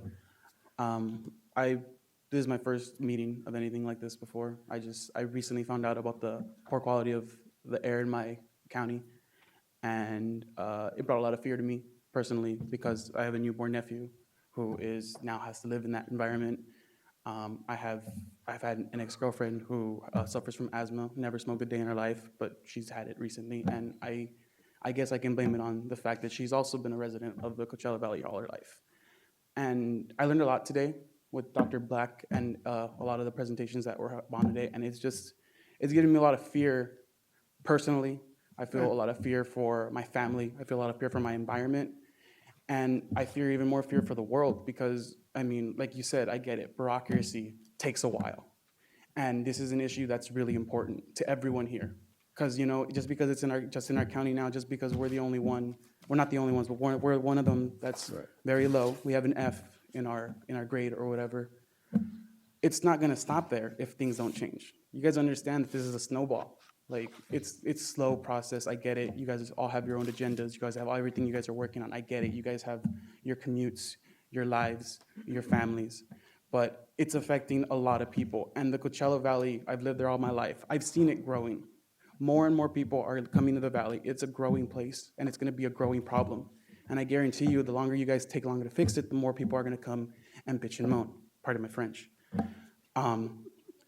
But that's just it, you know? It's something that you guys need to understand, that we're not gonna stop fighting. This is what our generation is. We are gonna fight for our future because it's our future. Sorry to say, most of you guys have lived fulfilling lives, and you guys are not gonna be around for as much as us. You're not gonna have to deal with the same problem we're gonna have to deal with, and the problem is gonna get worse. So for us, for the next generation, for the people you guys leave behind, get it together. Yeah. What you're saying is absolutely correct. Arturo Castellano? Arturo, is that you? Come to the vacant microphone. Your name for the record, sir. Good morning. My name is Oscar Zalazar. I am here speaking for the people in green. I've recently had like 5 people die of asthma attacks. The air quality should be better. We, the people in the Coachella Valley, struggle too much with air. Too many gas companies have came out, destroying our air. We need something to resolve that. If you could sign off any gas companies, that would be great. I understand anyone could do a change. I am one of the youngest members of the Sierra Club at age 13, trying to make a change for my community. Everybody has a voice. We, the elderly, the young, we can make a change. And if you could help us, that would be great. Thank you.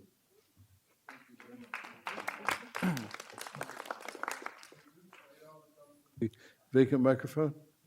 Your name for the record, sir. Yes, hello. My name is Arturo Castellanos, Jr. I am also a resident of the Coachella Valley, Eastern Coachella Valley to be exact. So a lot of us came from Mecca. We came on a charter bus. And again, for the issues previously mentioned, we've come here because the quality of the air, not only in the Coachella Valley, but like in the Southern Basin District, which is what this board represents, like the quality of the air is bad. And I'm not saying that it's not getting better, but at this point, like many of the issues that have been addressed, they are really concerning. That we don't know whether or not like the people here actually like take time to like listen to us and listen to our like what we have to say. You know, that lives are in danger, that lives are at risk, that people are dying even now. And like it said, like this is our generation. Like that's what the shirt is. That's what we come here as a group. What you saw like Guerrilla Theater, like these people had something to say, you know? And I just think that it just needs more of your concern, more of your attention, like all of you, to just, instead of just brushing it off as kids coming here to complain, it's like these are real lives and real issues that matter. So I'd just like you to take that into consideration. No, I appreciate your testimony. And I feel that everybody is heartfelt in what they've been saying. And I don't think that there's a person up here who's going to discount anybody because of their age. Okay, so thank you for coming. Thank you for your time. Yvonne Watson, come to the vacant microphone. Yvonne Watson. Abraham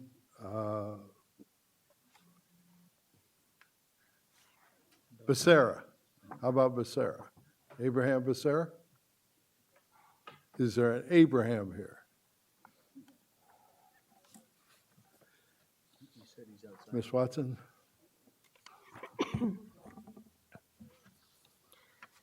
Hello, everyone, board members. I'm here today to speak about Southern California Gas Company, and I'm here to present you with facts. On last Wednesday, the Southern California Gas Company finally came out to Montebello after 15 years of silence to talk about the Montebello Underground Gas Storage Facility. This is a facility that was supposed to be shut down starting in 2000, 2001, and we've been waiting all this time to hear for some kind of an update on what's been going on with that facility. They presented us with a PowerPoint presentation, which I was able to get a copy of yesterday, 12 slides. Of the 12 slides, only 3 were specific to Montebello. The rest were talking about in general terms of gas storage facilities, the benefits, and there were some slides about Aliso Canyon. This presentation was incredibly inadequate. It did not answer the specific questions. It did not address the specific concerns and the very dire problems that were faced by this facility back when it was decommissioned. There was no mention of the California Public Utilities Commission ordering it to be decommissioned. There was no mention of the $3.5 million fine that was levied against Southern California Gas Company for lying to the commission. There was no mention of any of the 6 leaks that had been revealed in the latest gas leak survey by the California Public Utilities Commission in the last 4 months. There was no information whatsoever on what kind of well testing is being conducted. We were given one slide that said they have a safety program. There was no elaboration on what in the world that safety program is doing. It was just an outrage to sit there in the audience and watch this. I want to show you one slide if I can. This was a slide that was presented to us saying that they have right now currently 900 PSI at maximum PSI in the facility. According to the CPUC documents, they were supposed to reduce that to 50. 900 is nowhere close to 50. In the CPUC documents, 50 was the number they said that would guarantee there would be no more leaks in Montebello. This is another slide that I want to show you. This is a PowerPoint, this is a page I put together. This is a map of the city of Montebello where all the leakage problems happened. There were leakages at the city hall in our front lawn. There were leakages at the fire department. There were leakages in the residential communities. Homes had to be demolished, and wells had to be plugged, and some wells were actually re-drilled in those areas. When I was at the Board of Supervisors meeting on Tuesday, I got an urgent call from a resident that there were Southern California Gas Company vehicles in the neighborhood, and it was in this neighborhood here where the most red dots are located. Right in here. Mm-hmm. They were doing a slow circle around this area right here. Yesterday, a television news crew told me they called Southern California Gas Company and asked them about that. The answer they got was, it's routine maintenance. When the resident who contacted me said he talked to some of the people on site, their answer to him was no comment. You need to really do something about Southern California Gas Company. We cannot trust them. We do not trust them. They have a proven track record of lying. Thank you very much. You sound like Supervisor Antonovich. No, she was at our meeting. She was at our meeting.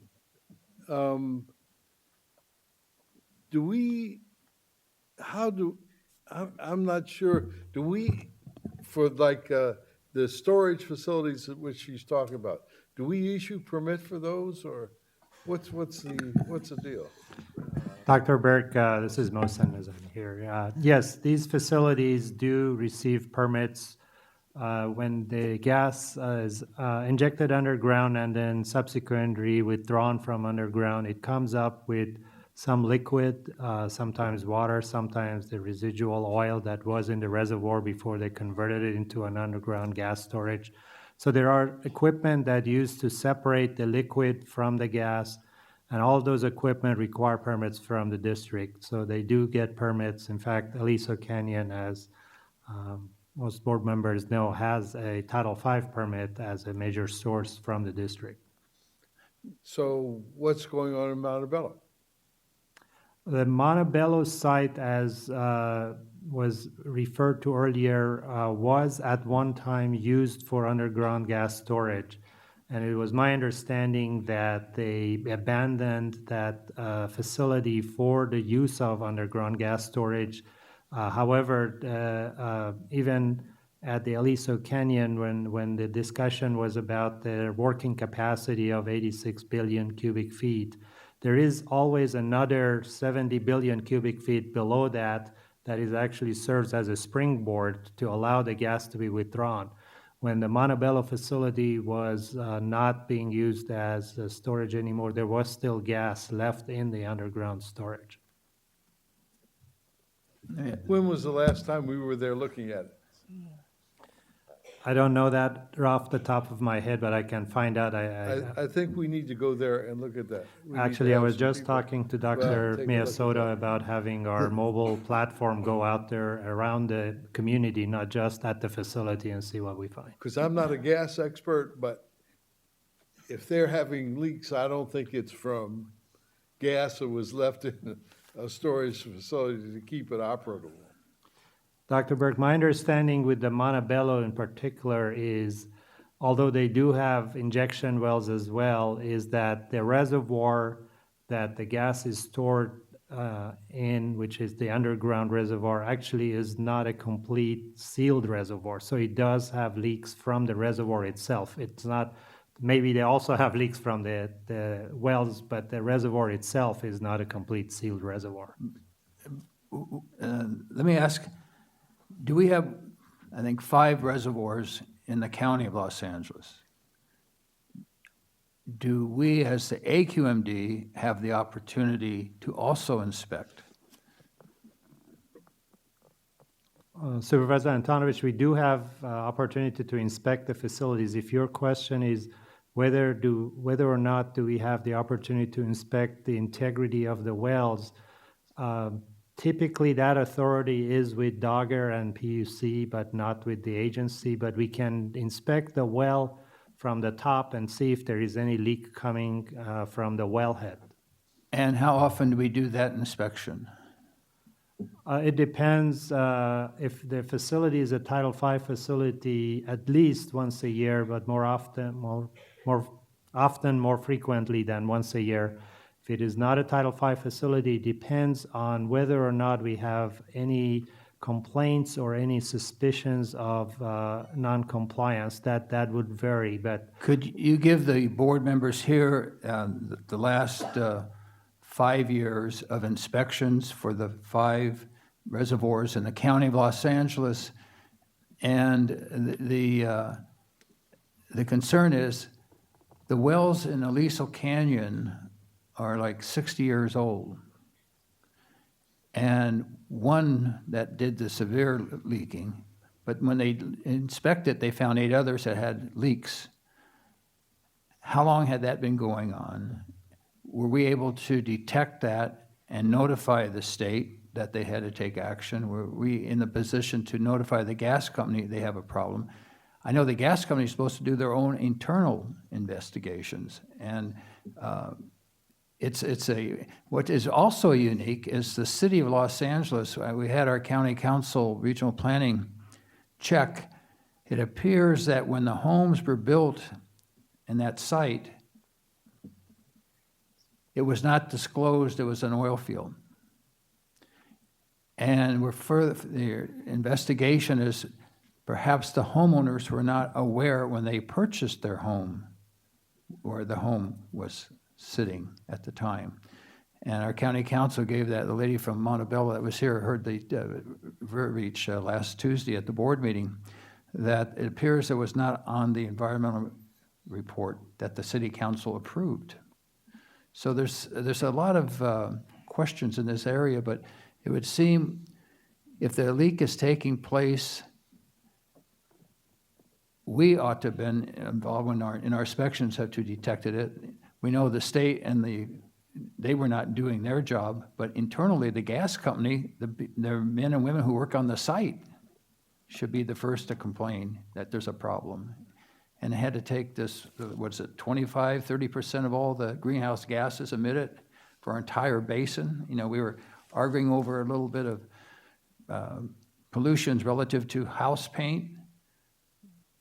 And here, this is like 25% of the entire basin. We just turned a blind eye. It made no sense, you know.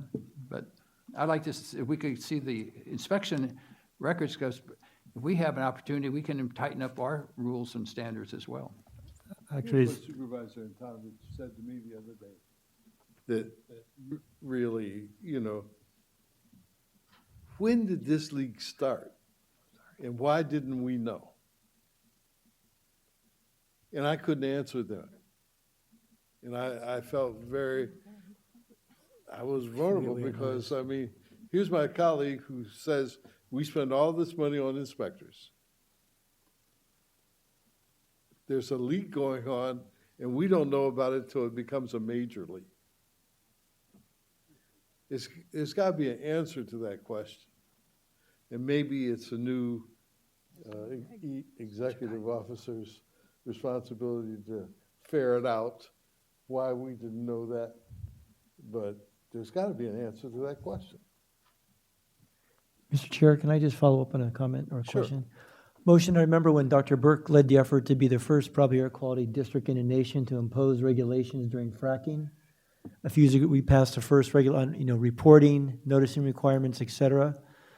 I remember during that discussion, we talked about the oil wells that were operational and ones that weren't. And I think you told us in our 4-county district, when a lot of the new members hadn't been on here, there was like hundreds or thousands of wells that I know Dogger records them, but there was just the sheer number was frightening.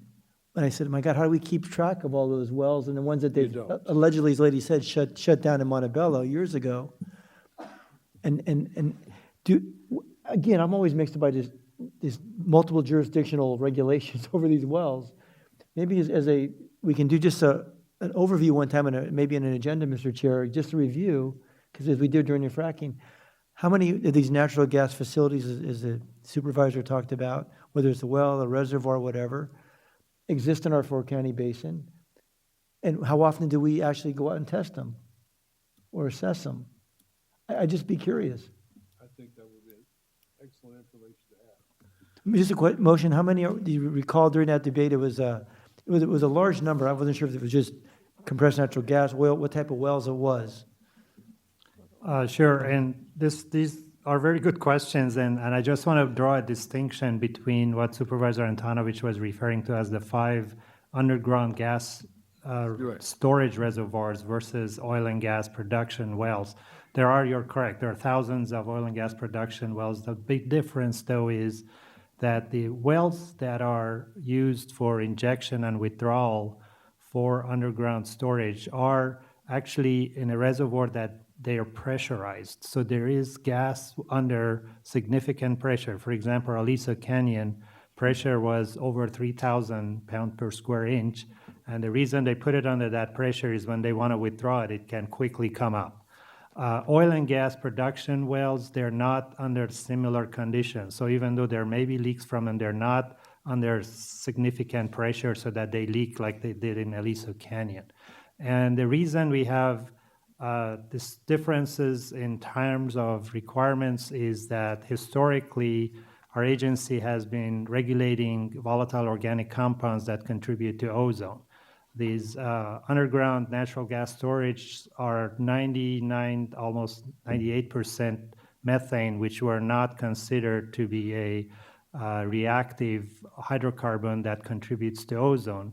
but now it is a greenhouse gas and it is being regulated for greenhouse gas purposes. So we'll bring you back the historical inspections, but I think this year, Dr. Fine is going to bring back some amendments to our rules that would actually require underground gas storage also to be subject to the same requirements.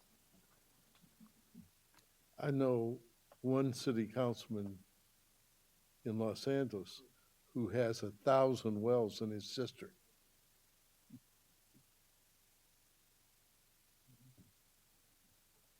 So, okay, would Mr. Joe McLaughlin come to the vacant microphone, and would Louis Magana come to the other vacant microphone? Your name, sir, for the record. Okay, good morning. My name is Joe McLaughlin.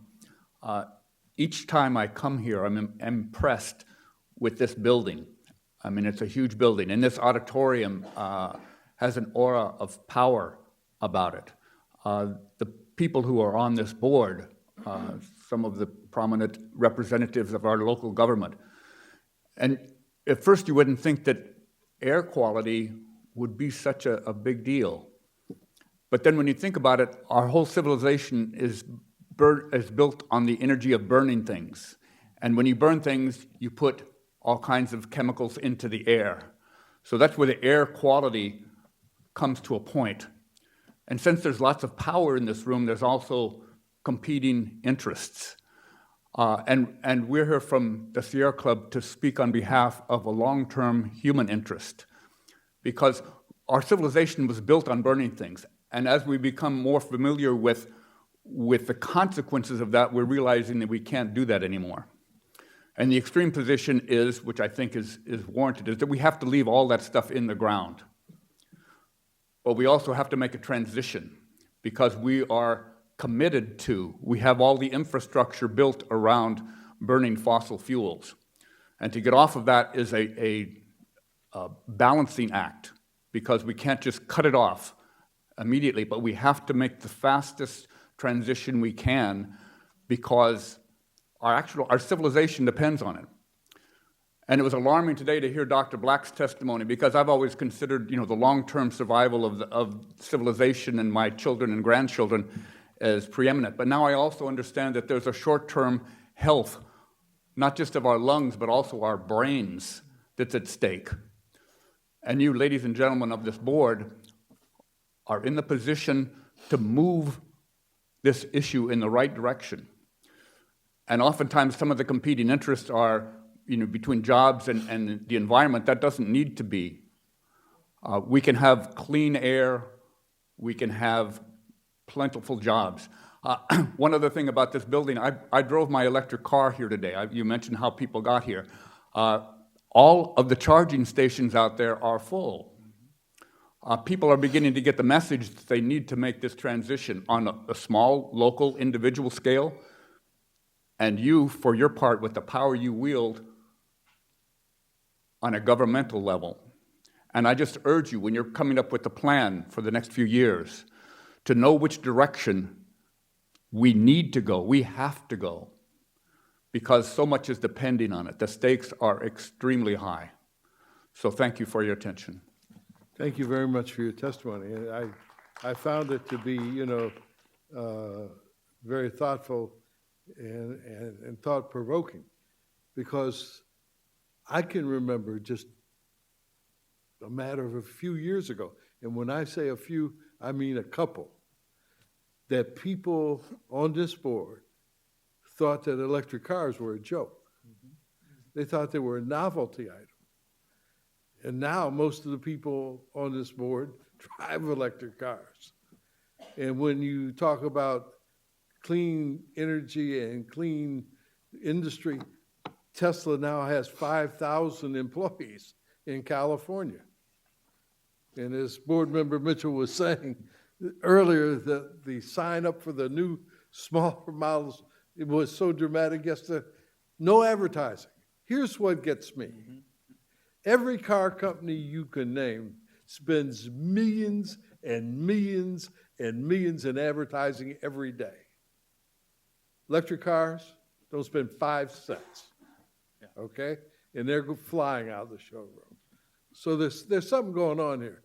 We're not caught up, and like everybody says, we got an enormous way to go, and we got to figure out how to get there, as you say, with the balancing act. But trust me, there's movement, and something positive is going on. Thank you very much for your testimony. Samuel Sukantau. He drove the UCLA students, so he had. Yeah. Okay. Eduardo Rodriguez. Is Eduardo here? Okay. Oscar Salazar. We're getting to the end here.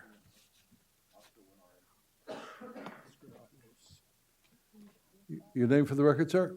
Eduardo Rodriguez. Yes, sir. Hello, board members. I am here today to advise you that there are solutions out there for these problems we're facing. For example, I've seen one company called New Light, where one 32-year-old spent 11 years of his life in trying to find a solution to the carbon emissions, and his solution was to turn those carbon emissions into plastic. And through 11 years of hard work and research, he has started up his company and turned air emissions into plastic. Now, the air emissions are 82 billion pounds of carbon per year. We could turn that into plastic. And the plastic industry is a $320 billion industry. So I encourage you to look into that as well, because we could turn all this carbon emissions into plastic and reduce the carbon footprint that we are leaving behind. And carbon would no longer be a problem, but it would just be turned into plastic. And this is also good because a lot of people are buying 3D printers so they can become their own manufacturers. So it would also be very popular amongst the people. Another solution is, like how I heard earlier, that we could store all this solar energy, but the batteries of today, they are quite inefficient, and to make them more efficient, we have to invest in superconductors, which charge really quickly but discharge slowly, and these would be ideal to our societies. We would charge our cars in 5 minutes and be able to drive them for 3 days, charge our phone in 5 seconds and be able to use them for a week. We have to invest in solar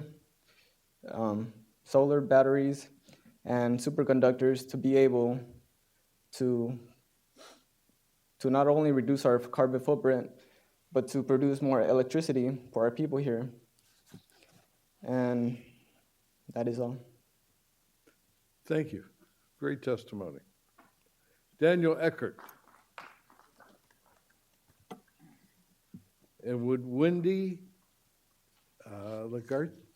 Legacci go to the other microphone? I'm sorry, I brutalized it. I'm sorry. Hello.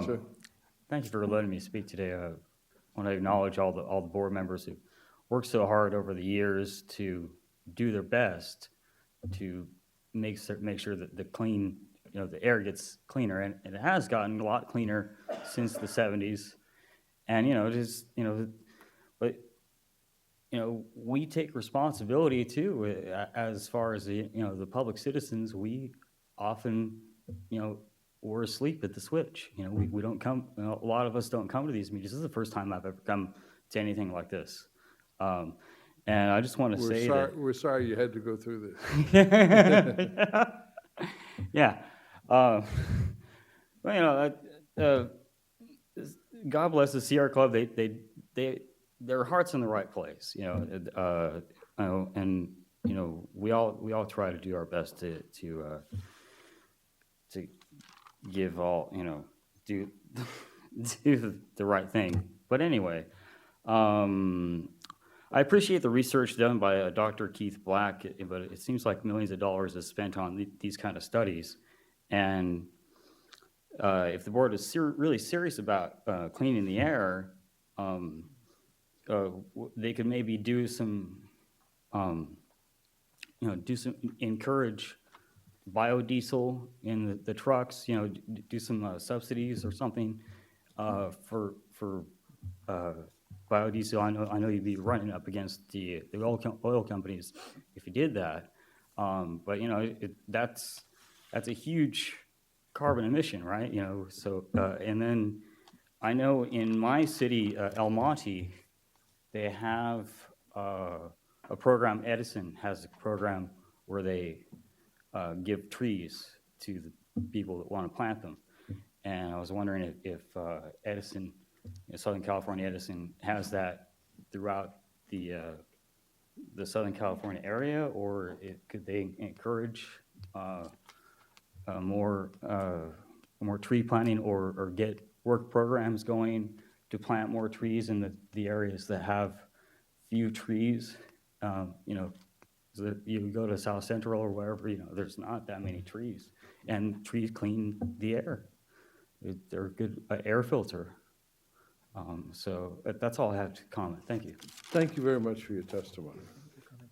Huh?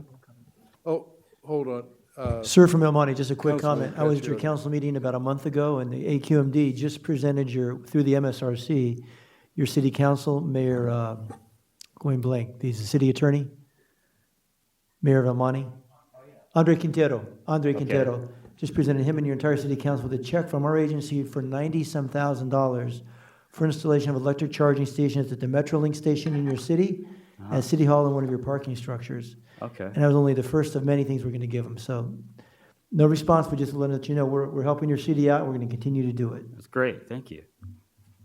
Hi, my name is Wendy Legacki. I'm a longtime LA resident, and yes, I have seen the smog has gotten better. However, I think it's interesting to compare how people look at water in comparison to air. When we heard about Flint, people freaked out. There's a lot of commotion, a lot of interest. Bottled water is being taken in. And yet, every single day, we go out into the air. Los Angeles has the third worst air in the country. We go out and drink in poison every single day. And the answer, when we want to make it better, is that, well, this company is, I didn't understand what you said, $2 billion is the profit, or they're going to lose it, No. or? The cost of putting on the additional equipment to take it to a 14-ton-a-day reduction. Uh-huh. They had to take it to 12. That was already passed. Uh-huh. The additional 2 tons was $2 billion. Okay, and I don't know the condition of this company. I don't know what their profits are. It but let me tell you. No. Let me help you out No, here. wait, let me finish. If you want to learn something, Okay. doesn't make any difference. Okay. They could have 1 penny, but they're not going to pay the $2 billion. What they're going to do is add it on to the gasoline. I understand that. So, but again, if I have the choice of paying maybe $10 more a month, or I understand that we're going to have to pay because the company is not going to eat. They're not going to lose their profits. Right. But I'm paying. People in Flint are paying for water. People in Los Angeles are paying for filters. But we can't do anything about air. I can't get an air filter for everywhere I go. Right. So this board is going to have to say, just like water and power, just raise their rates because they have to. We might have to pay, and we might have to look at how much everybody is going to have to pay. But when you compare it to health, losing your job, breathing, just being healthy, we have to look at that. We can't just say, oh, well, let's wait until it's never going to get better. And we can't do anything about the air. And that is everywhere. When you come in on a plane in the middle of the day in Los Angeles, there aren't Beverly Hills, Santa Monica, the entire basin is covered in poison. And we're going out and breathing that poison every single day. And there's nothing we can do. Some company, some corporation has not yet figured out, and I'm sure they're working on it, a way to bottle clean air. And if they could, people would be swarming the stores buying it. And yet we're worried that we might have to ask them to pay $10 more on gas. I mean, we have to think about that. They'd save it in health. You're quoting me on that. I've said Well- the exact same thing you said probably 500 But why does times. this company, yeah, they may put on, they may have to, they may give the consumer more money, they're gonna have to pay for it, but why is that? Why aren't they regulated into how much they can make? You know, why? You know, let me tell you this. I'm a single parent. I have one salary. I have 3 small units that are downstairs from me that helps pay my rent. And every other year, the inspector comes and says, you need to do this to your place. He doesn't say to me, can you afford it? I have to do it, whether I like it or I don't like it. And do I pass it on to my tenants? Sometimes I do, but sometimes I don't. The question is, when you one day when you go to pass it on to your tenant, and your tenant says, I can't afford it, then you got no tenant and you got the cost, then you're really in a fix. But the tenants, it's not that much of a difference that they won't be able to afford it. I know they can afford it. And for people who can't afford it, I'm sure that we can come up with some kind of low, what do you call it? You know, Low some kind income of a supplement. program, a Yeah, supplement to help yeah, them. I right. know we can Thank do you. that. That was Wendy. And help me out. E-rig? No, Nydia? NIDIA? I'm so sorry. It's all right. Did I get close? How do you pronounce the last name? It's Nydia Ursig, and I'm here with the Coalition for Clean Air. Thank you so much for allowing me to speak. Mr. Chairman and esteemed members of the board, I want to just say I've been moved by so much of the conversation today, and I really appreciate the dialogue that you've intended to have. I'm here to talk about what AQMD must this year do to deliver a plan to the state and federal authorities that shows that the steps that it's going to take to finally bring healthy air to the communities. I'm a child of the 80s who grew up with smog days, missing a lot of playtime. So to this day, I think I still am affected by that, by just needing to be outside. So I just had to step out a few times during this meeting. I just want to talk about the fact that if we weaken the regulations and we do the bidding of the industry polluters, we do not get those years back. I don't get those years back of missed playtime. We'd like to ask that you continue your role and your mission of cleaning up our communities and not letting the oil refineries, the poor emission violators continue to just damage the air quality regulations that you're here to set and to enforce. I really appreciated the presentation on the consequences and sanctions. Specifically, I think that we have it in our ability to not have the EPA force its regulations on us. So just understand that we're here to work with you, and we're here to be a partner, and I appreciate the idea of a thoughtful plan. Thank you. No, thank you for your testimony.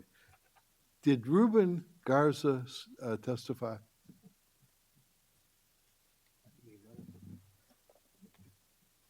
Is there anyone in the audience who would like to testify on public comment who hasn't testified?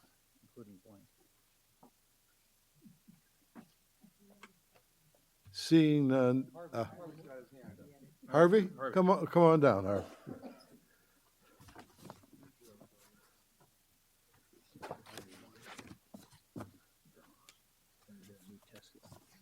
Huh? Hello again. I'm Harvey Eder, testifying for myself and for the Public Solar Power Coalition. To kind of zooming in and out here of different perspectives. And yesterday I read an article it was a title article in Foreign Affairs. It was by Lawrence Summers. He was Secretary of the Treasury, 99 to 01, Director of the National Economic Council, 09 through 10, and president of Harvard University. He's an economist. The article was entitled, "The Age of Secular Stagnation: What It Is, What to Do About It." Basically, the world economy is something like $70, $80 trillion a year. The US is 18, $20 trillion of that. The Federal Reserve Bank, we've been using quantitative easing, which is printing money, about $1 trillion a year. So the bank over in Europe has been printing about $1 trillion a year. There was a little bit of a shock with the economy in China. We talk about Musk, Elon Musk, started Tesla, Solar City. Solar City, about a month and a half ago, lost 60% of their value, their stock value, with this playing around with stuff from China and whatnot. They also had SpaceX, private space corporation. He was one of the founders of PayPal. What Summer said is that we've got to invest in converting to solar renewable energy. And that this was his solution about the stagnation we're in. The Depression was in 29. It went down again around 37. World War II got us out of economic problems and then the boom and whatnot. But the G20 nations are meeting in China in September, and he was saying that this is what we should do for the world economy. But nothing's that simple. There's an article in LA Times a week ago about how robots and machines are taking over labor, and we're paying now $15 an hour minimum wage. And anyway, things are complicated, but we can do the micro and the macro. And I did comment on these plans about political economics of solar energy, and I was asked, what's that? Well, this is what it is. And it should be considered in the socioeconomic and CEQA. Can I ask someone on staff to work out a meeting? Marie Patrick's back in the back, my assistant. Would somebody work out a meeting for me with Mr. Eder? Yes, Dr. Burke. Okay, great. Okay, Thank all righty, you very thank much. you. Thank you. Is Mustafa El Sharif here? I almost missed you. Do you want to really hear my presentation after all this headache? I've been away for 8 years from this district. Good afternoon, Mr. Chairman and the board. My name is Mustafa El Sharif. My air quality career was born and raised in this district for 36 years. Currently, and the past 8 years, I've been a consultant to local and overseas companies. I'm here to present you with new concept. Some of you is gonna like it, some of you is not gonna like it. That concept replacing 65 years old of the district command and control concept. Please note, I am not representing any company, any association, or any political party.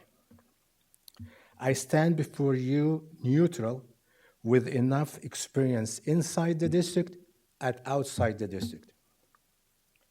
In my consultant work, I found it is difficult for small and large company, even company with environmental staff, to comply with our permit requirements, rules, which including my rules during my time with the district.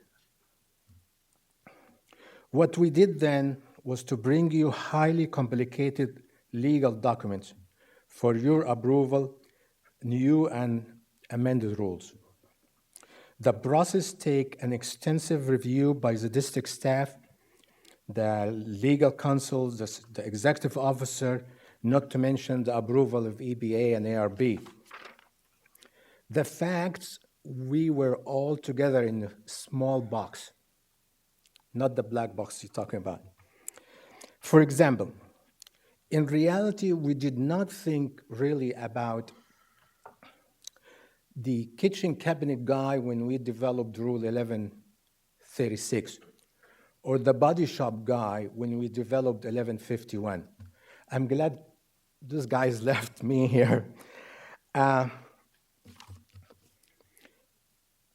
To be outside the box, I'm asking the board to read 1 or 2 paragraphs of 26 pages of Rule 461. It's a gas station rule. And when you drive your car, check the owner or the operator of this gas station. You will realize that we are really communicating in a different levels. I'm not asking you to relax the rules. No, it's my rules. Staff work hard on these rules. I'm not asking you to summarize it, to simplify it.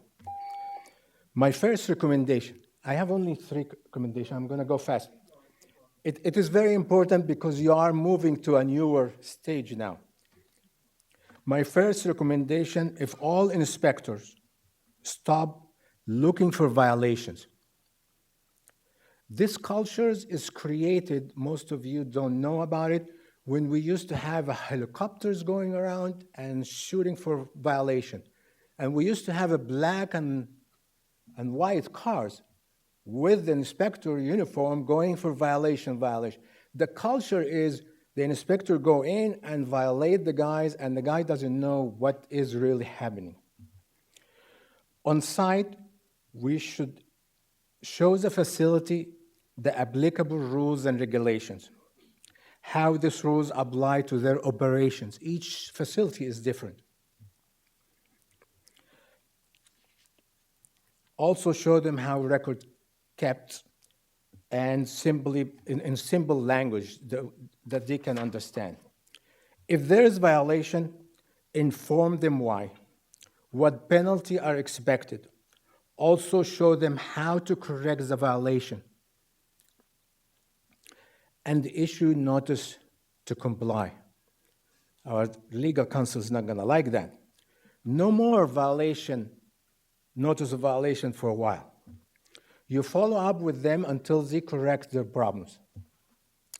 Maybe we will create a good ambassador to this district. My second recommendation is a handheld approach. What does that mean? I know, and you should know, that our district engineers have all the experience to guide and advise existing facilities or new facilities. District engineers have a great knowledge about best available control devices for all industrial processes. They are the top of knowing what they want.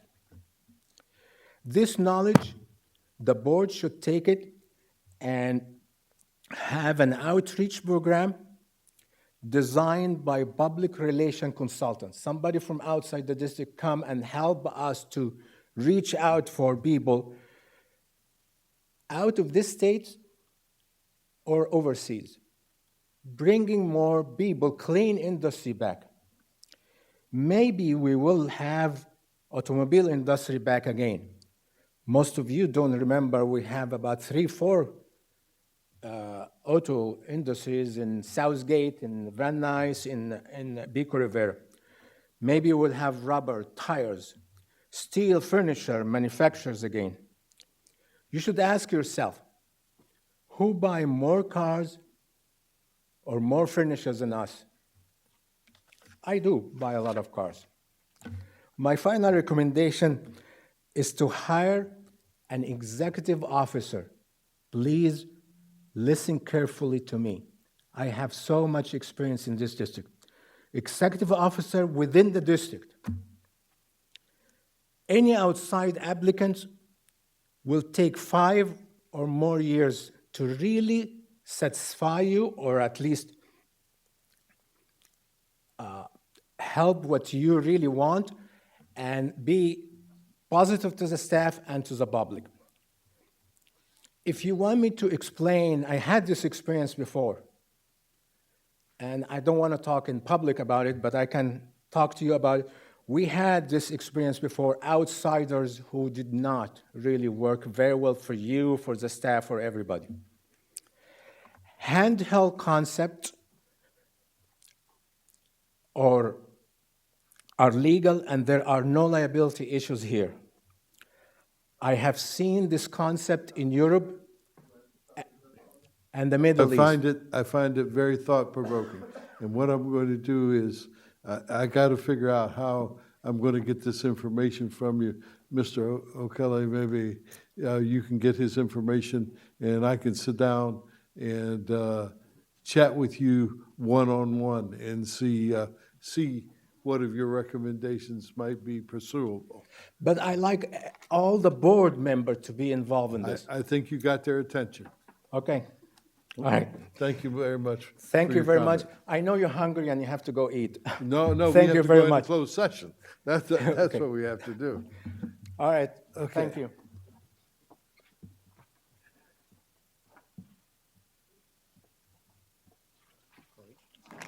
Ms.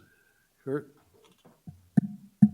It is necessary for the board to recess to closed session pursuant to Government Code Section 54956.9A and 54956.9D1 to confer with its counsel regarding pending litigation which has been initiated formally, into which the SCAQMD is a party. The actions are people of the state of California, XRL SCAQMD versus Southern California Gas Company, Los Angeles Superior Court case number BC 608322. Judicial Council Coordinated Proceeding Number 4861. SCAQMD versus EPA, U.S. Court of Appeals, Ninth Circuit Case Number 13-73936, Morongo redesignation. It is also necessary for the board to recess closed session pursuant to Government Code Section 54956.9A and 54956.9D4 to consider initiation of litigation. One case, SCAQMD versus Herman Equitrans et al. Versus et al. Los Angeles Superior Court, case number BC 613063. It is also necessary to recess closed session pursuant to Government Code Section 54957, Public Employee Employment / Appointment, Title Acting Executive Officer. It is also necessary to recess closed session pursuant to Government Code Section 54957.6, Conference with negotiators, agency designated representative, Kurt R. Weiss, General Counsel, unrepresented employee, acting executive officer.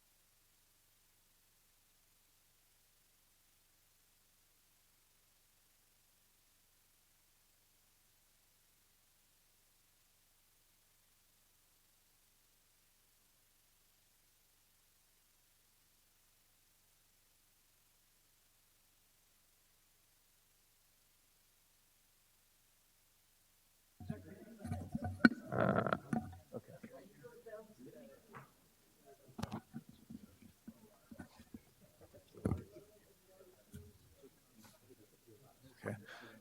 The board has voted in closed session to appoint Wayne Nastry as acting executive officer for a 6-month term by a unanimous vote of 12-0, contingent on entering into an employment agreement with Mr. Nastry. A written report of this action by the board will be filed with the clerk and made available to the public upon request. There were other items for which a written report, other closed session items for which a written report will be filed with the clerk of the board and made available to the public upon request. At this time, the governing board will consider a compensation package for Mr. Nastry consisting of the following: a biweekly base salary of $10,426.18, which is $271,080.68 on an annual basis. The same benefit and leave package granted to management employees with the addition of the use of a district car and a 100% contribution by the district to Mr. Nastry's deferred compensation account, and severance if his employment is terminated by the board without cause set at 3 months, or the amount remaining on his 6-month contract with the district, which is ever less. At this time, the board will take any public comment on the compensation Mr. Nastry might receive as the acting executive officer. Is there anyone who would like to testify on the comment on the compensation? Okay. Yes. You left. I thought I didn't see you, so I had a card for you. Okay, thank you. Good morning. Good afternoon. Yeah, I'm sorry. Exactly. I rushed over and I'm a little bit winded, but let me pull myself together here. Good afternoon, Dr. Burke, members of the board. My name is Angela Johnson-Mazzaros, and I'm the one who drew the lucky opportunity to stick around until the end of the day to offer comment on this item. And I wanted to just say 3 things. First, I wanted to express how disappointed we all are that the direction that this board has decided to go was to choose an industry lobbyist to be an acting executive officer. Secondly, as to the question of the process for the decision that was made, I'd like to express how disappointed we are that this conversation entirely was hidden from public. I recognize closed session for personnel items, but to be unclear about who this board was considering and to allow the public to comment on that process was very disappointing. And thirdly, as to the compensation package, which is obviously the item upon which I'm testifying, I don't actually have comment on that. Thank you very much.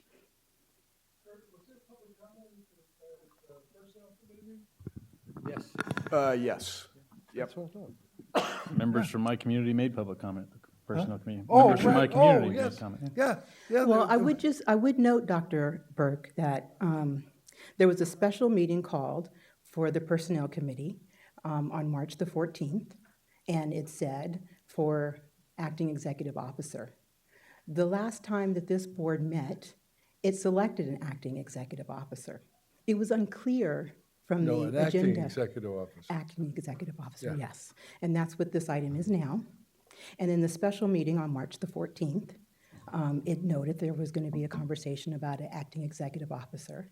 And my point here is it was unclear to those of us who have been coming before this board for nearly 2 decades, as in addition to many others, that the decision that was being considered was a decision to appoint a new acting executive officer, and it was certainly unclear that under consideration was appointing an industry lobbyist. So I appreciate that there was an agendized item at the Personnel Committee, and I appreciate there may have been people who came to testify on that item. But I will also submit again that it was unclear what was happening. And up until this very moment, there had been no open conversation about the direction this board was about to take. And I believe that it probably comes as little surprise that people were concerned. I'm trying to recall 23 years ago when Barry was hired, there was no public input into his selection. That's a fact. I have been around for a long time, but I will admit that I was not here 23 years ago I was. when that happened. And so And I'm here to tell you, there was no public input. I don't, there was public comment at our personnel committee meetings, and I'm sorry that it was unclear to you, but I don't remember any public input into the selection of the executive director when Barry Wallerstein was hired. Dr. Burke, there are many things that we all did 20 years ago that, in hindsight, may not have been the best pathway forward. And certainly many things that happened 20 years ago that we should not look to as models for what it is we do today. I would, I stand by my comment. Were you supporting of the Wallerstein selection? I was not here 23 years ago. No. Did you think Barry Wallerstein did a good job? I can hear Dr. Liu laughing because I do not. Him. I have not offered any comment one way or another about the work that Dr. Wallerstein has done here. The comment that I'm making now is about the process that this board chose to employ. And there is a way that I believe that I can assert that there is a way that this could have been a more open and transparent process, which may have ended up being in the same place, but would have had very different feel and a very different level of support and engagement from the broader community. And I recognized your point earlier today when you talked about the importance of having an acting executive officer and ultimately an executive officer that this board could feel comfortable with and support. And I appreciate that. And what I would just say is, I believe also that an acting executive officer or full permanent executive officer should also have the support of the broader community, because these decisions that are made here are important and they impact our lives in a way that's very, very substantial. It's literally the air that we take into our body, and I know you appreciate that more than most. And given the importance of those issues, I just wanted to come down here to say that a process that was more open and transparent would have engendered much more support, engagement, and confidence from the public as this agency moves forward. Thank you for your testimony. Thank you. Mr. Chair? Yes, sir. Just for clarification, the action that we reported out of closed session was very briefly reported by the council, but I think we ought to make it clear, and if I've got this wrong, let me know, but I think we've made a decision to hire for 6 months an interim director and to process a request for a search for a full-time director during that period of time. And I don't think that was made clear. That's our goal. That's what we agreed to do and was reported out.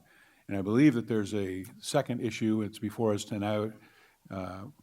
I'm not going to talk about it before I make a motion, but I'll make a motion that we approve staff's recommendation for the compensation package as discussed. I'll second it. I don't know if it's staff's recommendation or the board or the subcommittee, the personnel committees. Personnel committee's recommendation. Thank you. Did the clerk open the roll?